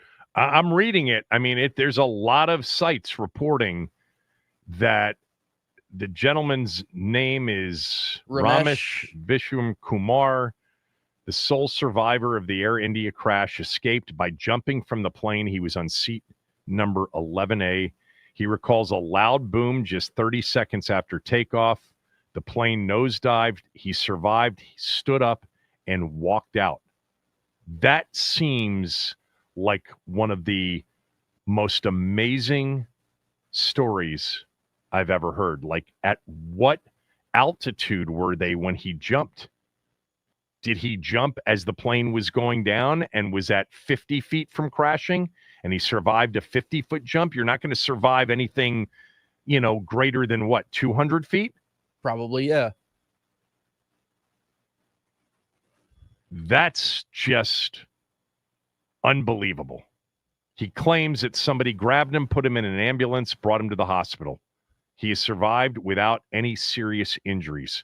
A 38-year-old man, 11A, next to the exit door.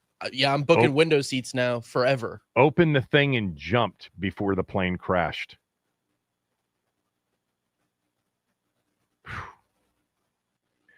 It's really almost unbelievable. See, I'm wondering if later on today this is going to be debunked.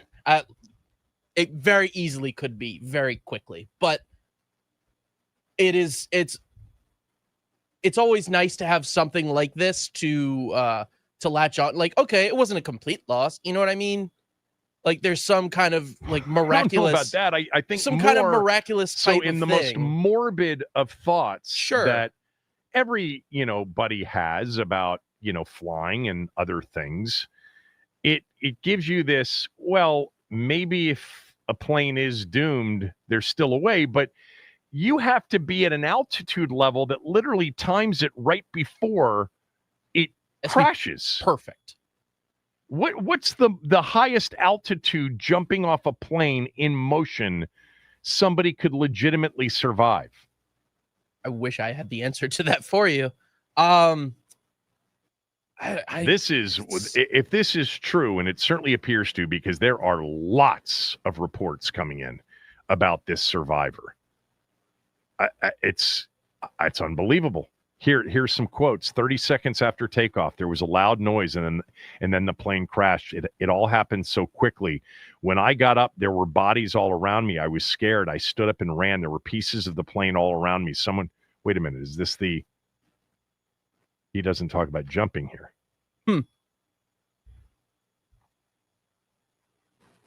There is two sort of stories. One is he just survived the crash, and the other is that he jumped. So, okay. Interesting. I wanted to just mention one thing real quickly. So the Athletic, 2 weeks from today, we'll know who the Wizards picked with their 2 first-round picks. The NBA draft is 2 weeks from last night, June 25th.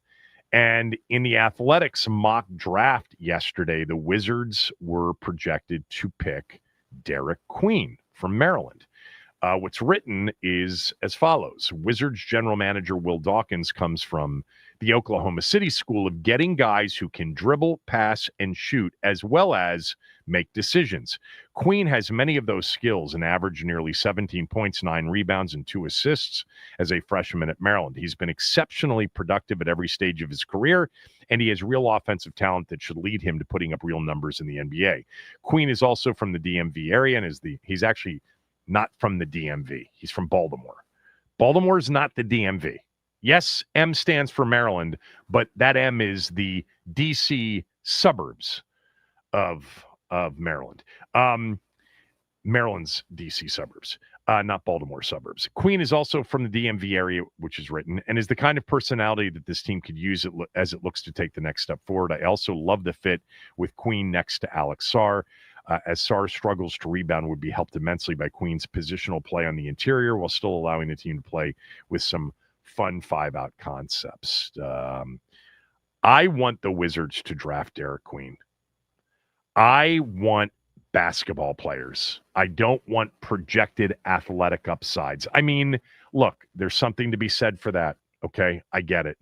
Derek Quinn is a basketball player. He is a high IQ basketball player. He plays, just take a deep breath, like Jokic. That's his game. I'm not saying he's Jokic.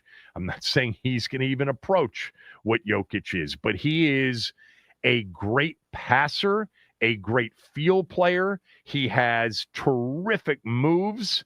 He sees the floor. He can score. I think he's going to develop into a good shooter. He doesn't have a bad stroke. He's a big-time rebounder. I love Derek Quinn. I do like Trey Johnson from Texas, 6'5", wing, who, by the way, can just flat out score with athleticism. I think he's going to be a guy that can defend as well. But if Quinn is there at 6, I want the Wizards to select Derek Quinn. All right, we'll try to give you some of what Dan Quinn says next. Kevin Sheehan Show, the Team 980 and the Team980.com.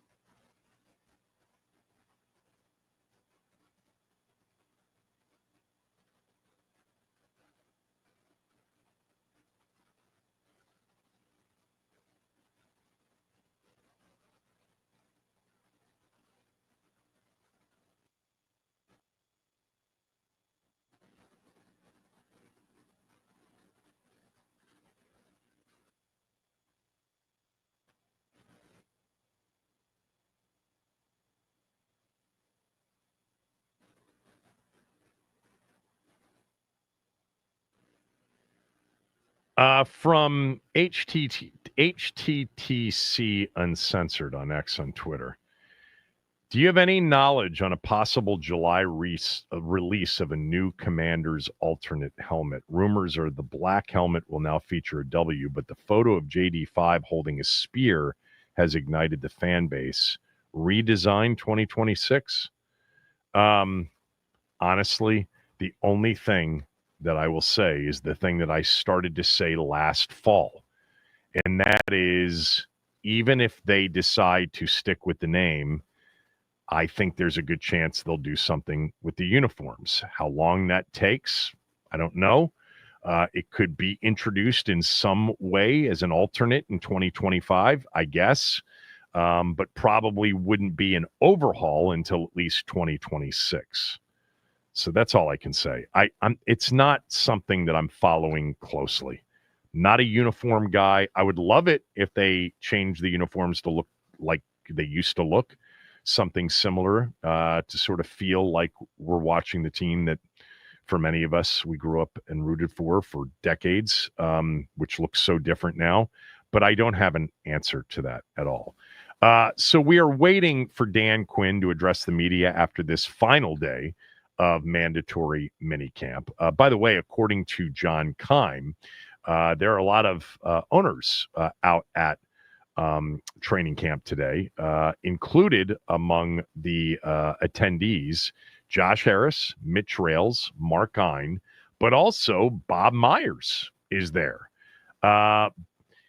I want clarification on this. Is Bob Myers an owner? Is he a limited partner? I don't think he is. I think he's just been a part of that executive search committee, or whatever they called that, when they were in search of the general manager and then the head coach. Bob Myers was on the set of ABC's coverage last night of the NBA Finals Game 3 in Indianapolis. By the way, he's pretty good on that. It's not a good show. I mean, we're comparing it to the TNT thing. Nothing will ever live up to that. It's not really that good. It's kind of painful to watch at times, but Bob really, you can tell, knows hoops. More so than Stephen A. does, all due respect. Stephen A. is, man, he is, I respect the game and I respect the effort because nobody works harder than him. I mean, he just added a couple of radio shows, Sirius XM, to his thing. He is a worker and he's an entertainer, and whether you like him or not, he figured it out. He's smart, the whole thing. He's just not a true basketball analyst. He knows the personalities, he knows the stories, he knows the history, all of that. But that show has lacked some of that true basketball analysis. You know, guys, things like Legler, guys like Legler. Tim's a real, he understands basketball. Bob Myers, I think, really does in listening to him. So he's there as well. So Quinn is going to be speaking at some point. You'll let me know when we're going to go live to Quinn. We might get an update on Noah Brown, but Quinn was on a podcast the other day, Chris Long's podcast called Greenlight. And there were a couple of sound bites that I wanted to play. First of all, he was asked specifically about the selection of Josh Connerly Jr. and how that shakes up the offensive line. Here's what he said. Well, not just Tunsil, you got a young draft pick in Connerly, and obviously the Cosme injury popped up at a tough time last year. I think it's probably instructive, and you already know this, but like you can never have enough guys up there, and it feels like you have a surplus now. I don't want to forget about Coleman, who I thought did a really nice job last year and probably has some versatility. What do you see in his future? We're gonna move him inside the guard. Great. And he had experience at both at TCU, playing inside and outside. We're going to keep him on the left side. And but as you may know, like screens and getting out and getting downfield. And when you create space on defense, like we do with our offense and no huddle and spreading it out, like the lineman who can get to the second level and get on people and stay on people, like Brandon Coleman can do that. He's got the quickness, Chris, of a tackle, but the size of a big guy. And so for your listeners, and you know this, sometimes the best athletes are the outside guys, but they're not the biggest. And then the strongest guys usually inside. And so in this offense, having guys that can get to the next level of talking about Cosme and Brandon Coleman and those at guard, that's a big deal. So look, we all assumed that Brandon Coleman would land inside. He confirmed that on Chris Long's podcast, and also said that he will line up at left guard. So that means Allegretti starts at right guard, which also tells you, I guess, to a certain extent, that when Cosme comes back, their plan is to replace Allegretti with Cosme, because Cosme is their right guard. So putting Coleman next to Tunsil makes sense, and that should be a pretty effective left side. There was more from this Chris Long podcast with Dan Quinn from the other day, and some of it not having to do with specifically football-related matters, but he was asked by Chris Long about, a year in D.C. and, dealing with what has become at least, a rejuvenated fan base. Even if it's not all the way back, it's certainly on the way back. Here's what he said. Does it feel like, was there any moment last year, knowing Washington football, recent history, where you're like, you look up in the stands and you're saying, hey, we haven't done it yet, but it does feel like we're moving in the right direction, because the buzz around that team was, you had to feel it up there. Yeah, it's a lot of emotions. I would say one, like for me, like I grew up in New Jersey, so grew up like loving football about the NFC East, and it was the Giants and the Eagles and Redskins and Cowboys, and it was like it was always on Sunday afternoon, like those games, those matchups. So I can remember it well, and I knew the fan base here, what it was like, and I knew coming here with Adam, like this had one time been one of the crown jewels of the NFL. And then sitting through games where there's half the crew at the stadium is in the other colors, like it was like shit. And I say the last game, Chris, game we played the Falcons on a Sunday night. And although losing at halftime, running in, like feeling a stadium's energy, and then to win in overtime, that was the one to make it feel like I remember how important the fan base is to this organization and vice versa. So it was in that night all the way towards the end. There was a couple of moments that were good, but there'd always been a couple of games like, damn, this is damn near 50%, Mm-hmm. But it was in that moment that I was like, this is cool, man. This is the fan base that I knew was here. And so that was a really cool night. Yeah, I mean, you forget about that Atlanta game. Move to Sunday night, flex to Sunday Night Football. Atlanta's got the 17-7 halftime lead. They tie the game up late, and then they had the field goal to win it at the gun in regulation. Their kicker, Patterson, missed a 55-yarder at the gun. It was a long kick, don't get me wrong, and the place was so loud. And then Washington won the toss, and Jaden Daniels put on an epic performance on that overtime drive to win. He was also asked by Chris Long about coaching and living in D.C. now for a year. Yeah, you've coached in places where they get it loud. Yep. Seattle, Atlanta, not to mention Dallas when it's rocking. I'm sure I'm forgetting one or two, but this place feels like it can be a different kind of rowdy. Yeah, and in DC it's cool, man. Like living around here, it never gets old seeing like the monuments in the Capitol and that. And then on those times in that game to feel like the importance of this franchise again in the NFL, it meant something to me. I still remember leaving Dallas and Jerry Jones saying how important, the organization was to the NFL. And that spoke to me from all the way back into the 30s to one of the old heavy hitters in the NFL as the Redskins and now Commanders. And like that carried weight with me, knowing that this has been one of the crown jewels. And it's been cool reaching back out to a lot of conversation with Coach Gibbs and some of the old players that were here. Wow. Like Doug Williams is here. And so it's cool, man. Like to know where you want to go, you also need to know where you've been a little bit. And so no question. I cool see spot. the Darryl Green. I see the Doug Williams on the wall back there. That's awesome. Yeah. Like those two are like absolute heavy hitters, man, in our game. Yeah. And I wanted to get to know them and what made them different. He's a good guy. I mean, he really is. I think it's going to work out, certainly with him being a head coach. I mean, he is incredibly well respected. There's just a lot of self-awareness with Dan Quinn. We've talked about that from the beginning. and, embracing the past, even though honestly, he's not going to be judged on that. He's judged on what happens on the field now and moving forward. But I think it's genuine. It's the one thing I think I've said about Quinn from the jump, that everything, even when you get some of the corny stuff, tell the truth Mondays and some of the cliched stuff from, coaching cliched stuff, I do think, and from it's just a gut and an observation, I do think it comes from a truly sincere and genuine place. Lastly, I wanted you to hear what he said to Chris Long on Chris Long's podcast about Jaden Daniels and when they knew he was the guy.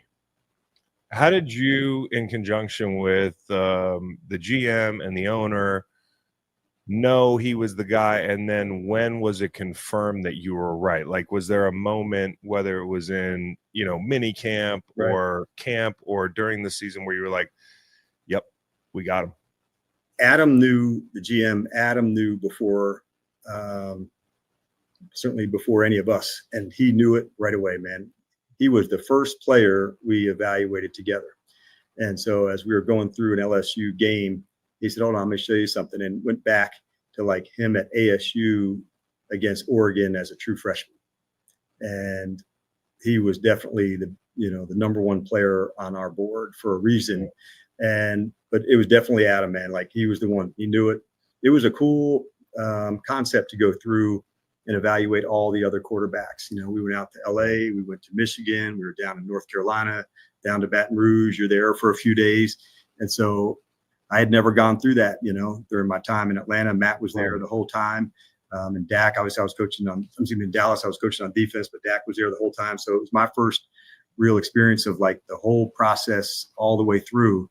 And after watching the tape and then being around him down in Baton Rouge and then here, it was pretty clear, like, this is a real one. There he goes. That was some Dan Quinn from the other day on Chris Long's podcast. They are just, I think, finishing up their final mandatory minicamp day. When we come back, we'll play carry some of Dan Quinn's live final press conference, I think probably until maybe there's another OTA day, but it might be the last one until training camp. Kevin Sheehan Show, the Team 980, theteam980.com. You can also watch us on our Team 980 YouTube page. Like us and subscribe us when you get there.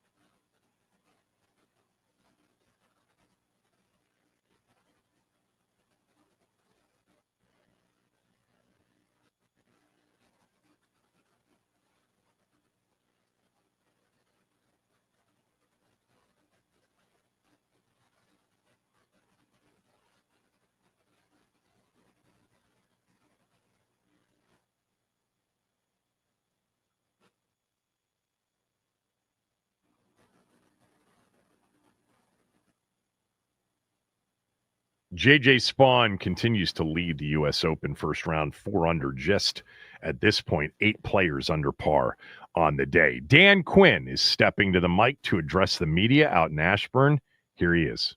8 weeks or so, which began the same week as the draft. And so we started with the players the 22nd, did the draft that weekend. And then over the next few weeks, we really pushed it hard on the skills. And then as we added the new players here, how we onboard them, standards for it, got into some of the practice work. And then that finished today, where we got to see, where we're at. So it was a session for this off season for the guys to go. And perhaps one of my favorite parts was, having a time for their families to be here today. And maybe at some places, throughout the years, the end of a mini camp might have felt like one foot out the door. And what I thought was cool for me to watch from afar is the connection the team has had for one another. So on the day where that sometimes happens through the years, there was 100 kids and like another 100 adults hanging. And so that meant a lot, that they enjoy spending that time together as a big team. And so that was really cool. And then we have about 40 days till we get rolling again. And we had a couple guys talk about what that time looks like. Ken Norton and Wes Welker addressed the team onto that this morning. And I think between the two of them, they played about 25 or 26 years. So they know what training into that space looks like when you really want to go for it, and what that training looks like to be in that kind of shape to get ready. So it was a fun day, and open up to you guys to get rolling. Not to go from that to something different, but can you update us on Noah Brown? I have no update. I know he's getting an MRI today, this afternoon. So, I don't want to speculate. On what? MRI today, yeah. Okay. And then when you look back on this period, what are maybe some things that stand out to the best thing you saw, or where it highlights the growth maybe in what you hope to see in the program overall?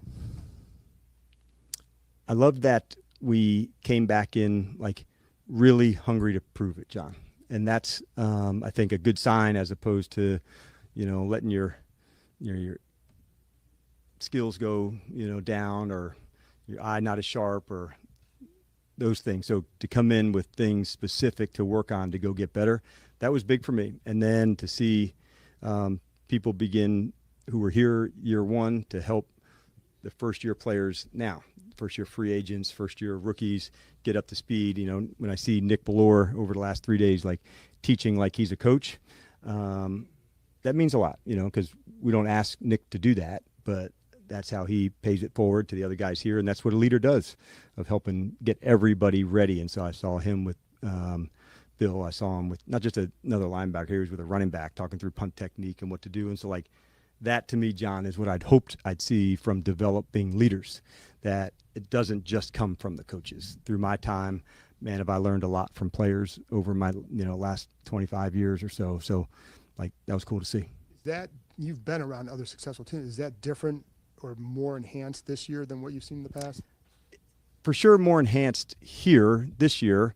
So the roster was pretty fluid, last year, and that was true even, into camp and into the season. Nick wasn't here last off season, so perhaps he might have done that, but we were all still, gaining our space together. And so he has proven that. And so I think that's a byproduct of, spending a lot of time together. Hey, good afternoon, Coach. Good afternoon. I know you said Coach Norton and Wes Welker talked to the players, but yes, from your standpoint, especially the rookies who kind of run right from their season into all this, what do you want these guys to do during this next 40 days? Yeah, we talked, Adam and I visited with each one specifically. So we had a one-on-one meeting over the last week. Where are they? How's it been? And going through that process with them, what does the next 40 days look like in terms of moving here instead, even, away from football? It's so easy to get to where you're training and what does this look like compared to, man, who's coming? What is that? Where are they? How are all the things? And so we wanted to check on, who the person was first. And then we got into, all right, I'm going to go to Fort Lauderdale. That's where I want to train. I'm going to come back here and train, during that break time. So one-on-one times, and I would say they're all accustomed to who needed what the most. It was good to see some guys really coming in with a plan, because if you're already coming in with ideas and thoughts about what you want to get done, man, you're already moving forward than waiting for Adam or I to say, I think you need to start doing X, Y, and Z. So I love seeing when people are already coming in with a share of like, hey, man, the self-awareness to know this is what I got to get done. And then I wanted to ask you about running back Chris Rodriguez. I know he had some really good moments for you guys yesterday, last year. Bounced back and forth a little bit, kind of a role player, but this year made a conscious effort to slim down, a little bit more compact. Kind of just what you've seen from that change from him this offseason. Yeah, that was one of the things we discussed for him through the offseason. And he's really applied himself into that to make sure he can be at his absolute best. You're right, he made some really meaningful runs. And so if he could get himself into the best shape he's ever been in, that would give him the best chance for it. It's a very competitive running back room, but looking at the work Chris has done, over the last, 3 months or so, it's been significant. How are you thinking about the right side of the offensive line with Cosme recovering, a rookie at right tackle competing? How are you thinking about that as you head towards training camp? Yeah, I know that with Sam, he's hitting all the benchmarks, but when does that, get there? I don't know. I'm not there yet to knowing like we're not going to miss one step with him. What I do know is that I love the competition that we have on the offensive line right now. At guards and centers and who's playing at right tackle and how we're working through the guys. So it'll take some work as we're going through into training camp. But those are the types of challenges like you want as a coach. It's not like who in the hell is going to play over here. It's more like this is going to be an absolute battle to see where it goes. So that's most of the times been my experience, Bram, where like the competition of one another like really pushes us forward and the whole group gets better. I think today was the first time you guys have done 11 on 11 in minicamp. No, we've done some more yet. Okay. How much do you balance sort of, limiting that versus other drills? Yeah. So, we do like a training camp ramp up.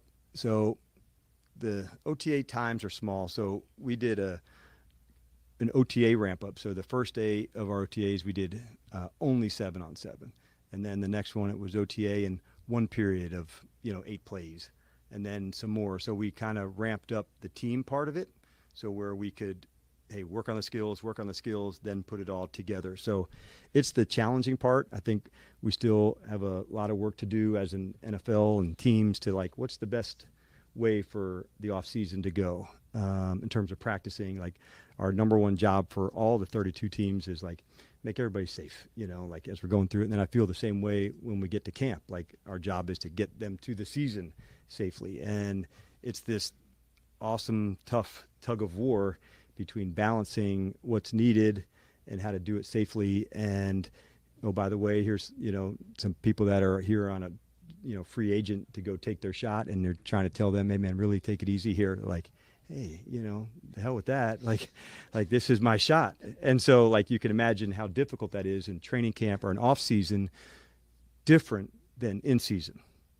Okay. Smaller team, roster, game situation. So the competitive nature is what we want here. That's really what, like the central theme of the program is.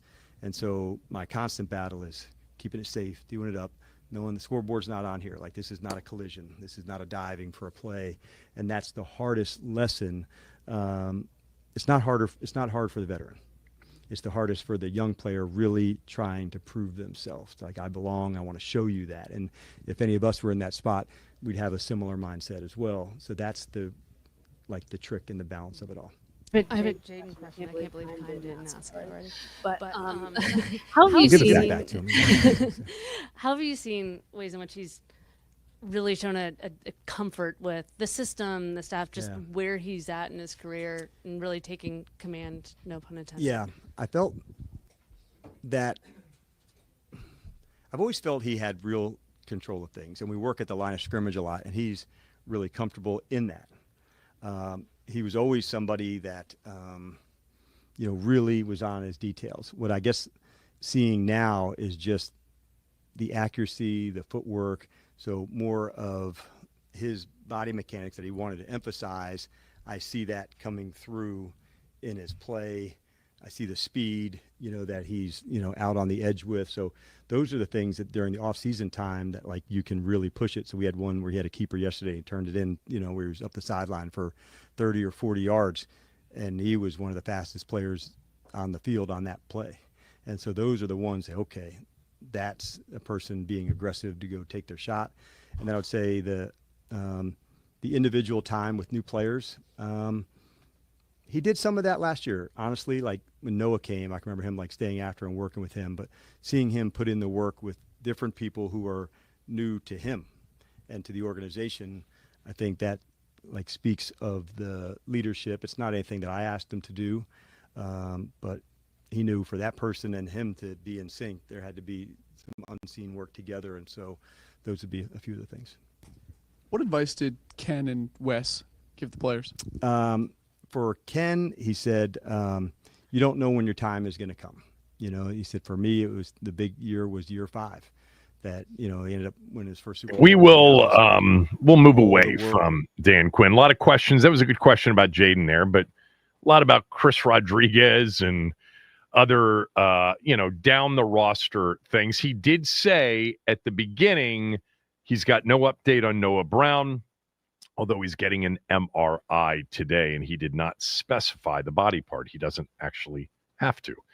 All right, we're going to take a break. When we come back, if you haven't been following the college sports pay-for-play salary cap, developments, last week there was a big legal settlement, which essentially means now we're into the salary cap era for college football, college basketball, and all of the other sports. Jesse Doherty at the Washington Post has been following it very closely, reporting on it. You'll hear him next.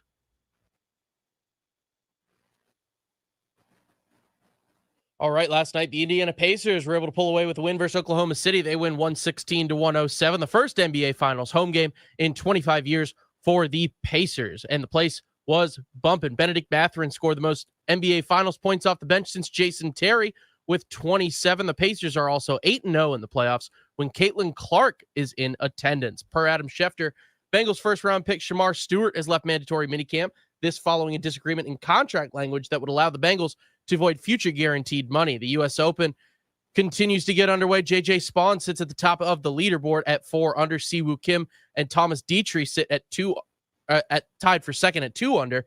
And then we just have 2 other golfers that sit below par. And then last night, the Washington Nationals, they lose to the New York Mets by a score of 5-0. A rough night for Jake Irvin as he gives up 5 hits and 4 earned runs. They have a day game going right in just a few minutes against the Mets. First pitch is at 1:10. Nats on deck in about 5 minutes at 12:40. This update is sponsored by the Team 980 YouTube page. Just open the app, type in the Team 980, hit subscribe. Kevin Sheehan is live from 10 to 1, and Craig Hoffman from 4 to 7. Don't forget to like the stream and turn on notifications to stay up to date on all things DC sports. And that is what is trending.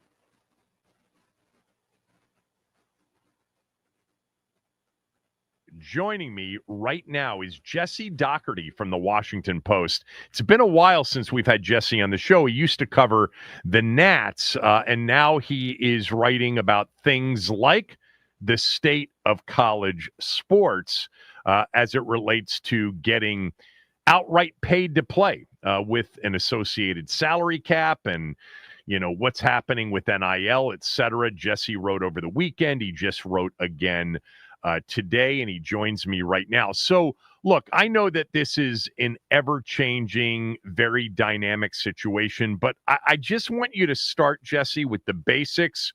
We've had this wild, wild west era of NIL for the last few years. It's led to, something akin to annual unrestricted free agency for college athletes.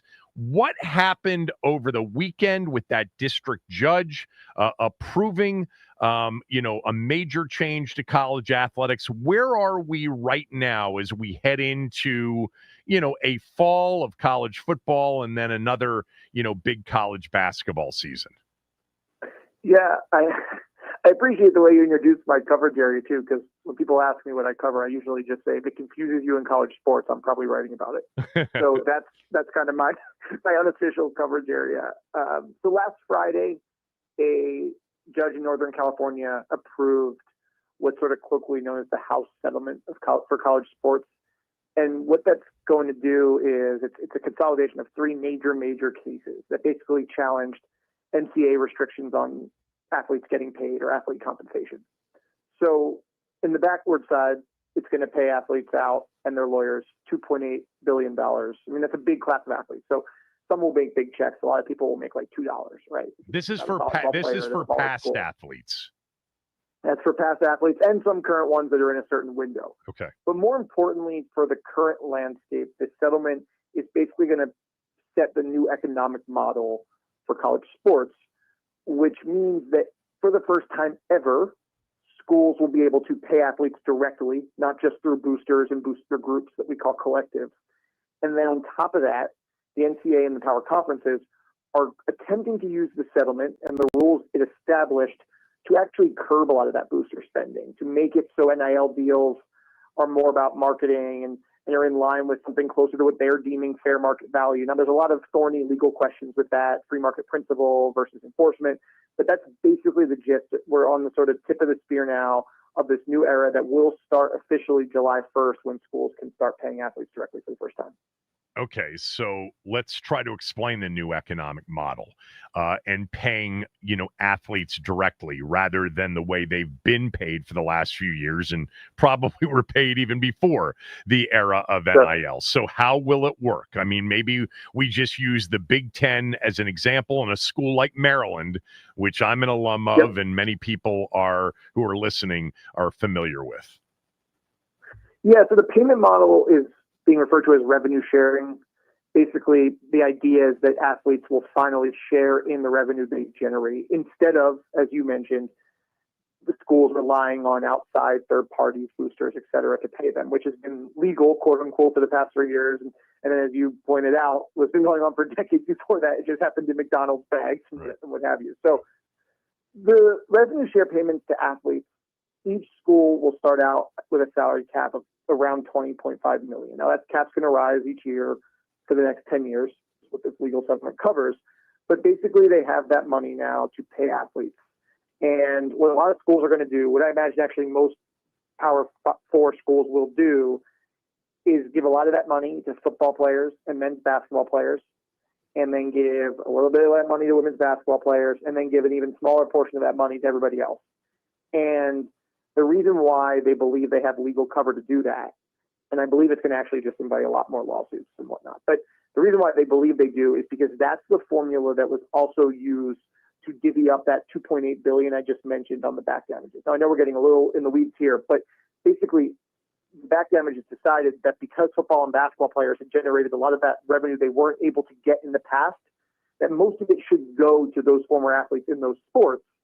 And now schools are going to use that justification to say, well, now that we're sharing revenue with athletes in 2025 and 2026, we believe that because those sports make the most money, those athletes should also make the most money. So you're going to start to see schools publicized their plans. University of Georgia is one. If you're interested in this, Google it, because they've put out their exact formula of which sports will get which shares of that 20.5 million. And I think their system is very indicative of how schools like Maryland, Michigan, Big 10 peers, Big 12 peers, ACC peers will also handle this. So just tell me real quickly, what's Georgia's plan? Georgia's plan is basically to give a really, really big share to football. I don't know the exact numbers. I think it's in the 12 to 13 range. A really big share to men's basketball. And then I believe around 1,900,000 to women's basketball. And then around 1,900,000 to every other sport. Right. So if you think about it as a pie chart, football's going to take up about 3/4. No, I'm terrible at math, but around 3/4 or whatever it may be. Yeah. Yeah, and then basketball will fill up some of that. I mean, obviously a much smaller roster. Although men's basketball players in this era have made a lot of money because, as we see in the NBA, one guy can actually affect the score a lot differently, unless it's a quarterback, than football players, right? Yeah. Point guards and centers and power forwards are really valuable in this era too in college sports. And then the other sports kind of get put in this bucket where they're getting a really small share. So let's just say, let's call it 20 million, 15 million goes to football. What happens then? How do they pay that 15 million out to roughly 100 players that are on the team?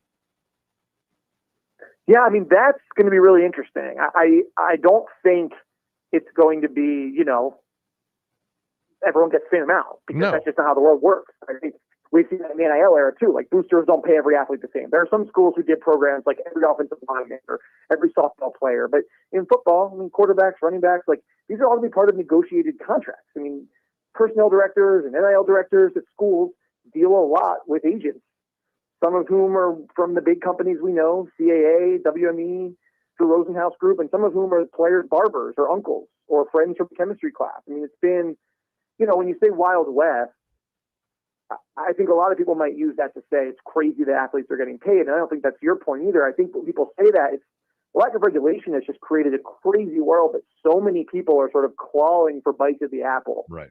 So when we think about how that money's going to get divvied up, it's going to be all negotiated, and you're going to have a salary cap and a budget and a payroll, just like pro sports. We've seen a lot of college teams hire former GM, personnel directors from the NFL, from the NBA, scouts, people who know this, because it's the professionalization of college sports. But really, I think while a lot of that's transferable, it's also so many different dynamics too. It's just been a really crazy world. On, let's just call it, the $20.5 million salary cap for the Power 4 schools. It's up to $20.5 million, right? It doesn't mean that they're not going to be required to spend $20.5 million, in part because some schools won't have it to spend, right? No, for sure. Yes. And you had asked about sort of Big 10 peers like Maryland. I expect a lot of those schools to get either at that number or really close. But, like, for example, Morgan State, the Maryland school, came out and said they want to participate in this settlement. It's optional for any non-P4 school, whether they want to pay their athletes and then be subject to other rules like new roster limits and things of that sort. But Morgan State's going to pay, less than $500,000 a year to its athletes. And I believe they're going to only really do it in basketball, maybe some football. And their angle is we want to really be competitive in our conference. We want to win recruiting battles against the school next door. We're not trying to be Duke, obviously. But they see an advantage where if they can cobble together the money from donors or from the couch cushions in their department budget to do that, they think it's an advantage. And I think there's a perception, too. Look at us. We're a small school, but we can participate in this new world. We can join the professionalization of college sports in a way that, State U down the road, who you might be considering, too, as a Morgan State recruit, they're not doing it. So I think it's a great point, and something I should make sure to mention is that not every school is going to participate, and not every school is going to spend to the limit. But there's going to be a lot of interesting ones, like even some schools maybe launch into trying to monetize it for specific sports. Soccer programs, volleyball. Can we stand out in softball, even if we don't have a football program? There's going to be a lot of that going on, and the sort of, I think a lot of schools also might wait a little bit, see it for a year, and then opt in later to see how does this play out, and then how can we fit into the landscape. All right, sticking with the salary cap and the Power 4 schools, will players be forced to sign a contract? A lot of them will, yeah. And I think players want them too in some cases too. They want the school to have liabilities that they'll honor the commitments.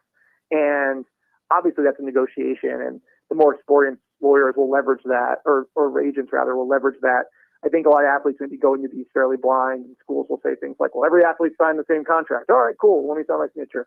And you might be binding something you didn't really want to do. And later you say, man, now I'm trying to transfer and I need to pay back half that money, or they're saying I can be here for 3 years or else I face financial penalty. Like, there's a lot of intricacies in this world. And I think without players unions, without like an NFLPA type group or NBAPA, like, there's big questions on how this stuff all gets worked out. There's a lot less oversight on both sides for the players, for the schools. So it's there's going to be a year, 2 year, 3 year period here where I think there's more questions and answers on things like that. But we're going to see it sort of attacked and handled in probably 1,000 different ways, because there's just so many more programs and schools and coaches and agents than there are in pro sports. So there's creativity, but there's also subverting the system. There's also taking advantage of people and bad actors. So there's a lot going on. I guess I'm wondering if this creates an environment where the transfer portal slows down, where it becomes much less than what it's been. Because in my opinion, Jesse, in many ways, it's been the player that comes in for 1 year and then, bids it out for the next year, unrestricted free agency, something professional athletes haven't even had. That's been more off-putting than the money itself. And I'm wondering if this salary cap, associated contracts with players will limit or at least slow down the transfer portal. Yeah, I think it could to a degree. And I think that's definitely a big focus for the NCAA. I think they want to limit booster spending, because booster spending has largely fueled that mass transferring. I mean, it's like you said, it's annual free agency, but it's also annual free agency without budgets.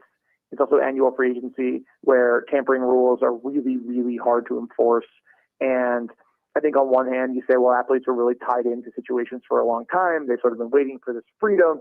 But then there's the question of how much freedom is too much, and does it hurt the product? And does it hurt these athletes in some cases too? So, I mean, I think on one hand, it's probably good that players can at least get closer to making the decisions coaches do. The public doesn't generally fault someone from going from Murray State to Kentucky after a great season, right? For obvious reasons. But I think your point is spot on. Like, it's really hard to get behind these teams when you can't see the same group grow together, or you can't see the 3-year arc of a player. And that used to be the allure of college sports versus sort of player movement in professional sports. And it's actually reverted back. I mean, what we see guys in baseball sign 12-year contracts. And that's, think about that time versus, sure. Sometimes the college career could be 12 weeks. So it's I think there's a lot of introspection going on there, because I think there's a recognition that the player movement as such is probably not sustainable. And there's going to be real effort to curb that for sure. By the way, as it relates to, this $20.5 million, the new economic model, we'll get to NIL in a moment. Would a contract that gets signed be a contract that would be a 1099 independent contractor, or would it be a W-2 employee kind of structure? Yeah, that's a really good question. So they're not going to be employees. So there will be no employment contracts, at least not right now. A lot of some efforts to unionize or to have athletes recognized as employees have died on the vine. There's still a federal lawsuit that's going on that could make that happen. But the NCAA is staunchly opposed athlete employment for a really long time. And the reasons for that are, pretty dynamic. But I mean, one of them is being afraid of paying minimum wage to all athletes. Another one is being afraid of paying out workers' comp. Right. It's a financial thing. But I think one thing that others would argue, and to some of your questions earlier, is that the reason why there's so much perceived structure in professional sports is because there's collective bargaining agreements. And collective bargaining agreements can only happen if there's an employee-employee relationship to bargain with. Yeah. So there's a lot of people who've called repeatedly for collective bargaining in college sports, and they're well-meaning. The piece they don't always answer is, okay, great, but what about the employment status? So one sort of has to come with the other. There's been calls for a congressional carve-out to collectively bargain without employee status. I think that's a real long shot. But, so there isn't employment, and that's a whole other podcast episode, I think, or if you want to have me on. But it's a really complex question that continues to be deliberated. Okay, so we have something that begins July 1st, which is the Power Four conferences, the big conferences with football and men's basketball and, all of these other sports, there's going to be a salary cap where they're going to be able to pay the players directly and look for, 75% to go to football, 15% to go to men's basketball, maybe a couple of percentage points to women's basketball, and then the rest to the other 20 whatever sports. That's separate, though, correct, from NIL. So what's going on with NIL moving forward? Yeah, it's a good question. Because if you think about it, what has been the motivation for boosters forever? And that's get ahead. And if everyone's sort of spending with a similar formula, there are always going to be people who want to help their team, their favorite college, their coach that invites them to the Rotary Club, all those things. There's always going to be that person or many of those people who want to still help the team get ahead. And in the last 4 years, since NIL was approved in July of 2021, what that's meant is just giving an unchecked amount of money to these NIL collectives. A lot of times it was deductible to your taxes, and off you go. We saw reports. I wrote a story last year about Ohio State's $20 million football roster. That's where that comes from. Oregon, a lot more money. Nike money from Phil Knight and other donors. All these things. Now the NCAA, as I said earlier, is trying to limit that spending. They're trying to rein it in. They want NIL to mean a deal from State Farm if you're Caitlin Clark, or a deal from the local car dealership in College Park if you're a smaller time Maryland athlete. They do not want NIL to mean a booster gave $500,000 to help pay the quarterback, who now is going to make that money for sending out 3 social media posts promoting a T-shirt. Right. That's what these deals have done. They've sort of built in some sort of action or service, a charity event, an autograph session, 3 social media posts, an appearance at a dinner. And they've attached that to money that, I think the free market would say that booster can decide that social media post is worth that much money. But if you're a casual observer, you're like, how much money for what? And the NCAA is really trying to weed that out. So what happens now is, does it go back onto the table? Are there workarounds where that regulation doesn't work? Are there lawsuits that challenge that regulation? Does Congress pass a bill that allows them to regulate the way they want to? So the question of what happens with sort of the booster economy of NIL is a fascinating one. It's really hard to answer right now because we're so soon after the settlement, but it's the biggest question because there's no world in which every single SEC football program is spending the same amount of money on its roster. That's just not how this has ever worked, ever. And there's a reason for that because there's egos and there's donors and there's seats to give out and there's golf outings to go to with the AD and the coach. And I just don't see a world in which we're all actually spending to the same salary cap. I don't think that's just possible in this economy. And maybe I'm totally wrong, but that's where I want to see it. Thank you. I appreciate it. Hope all is well. Yep. Awesome.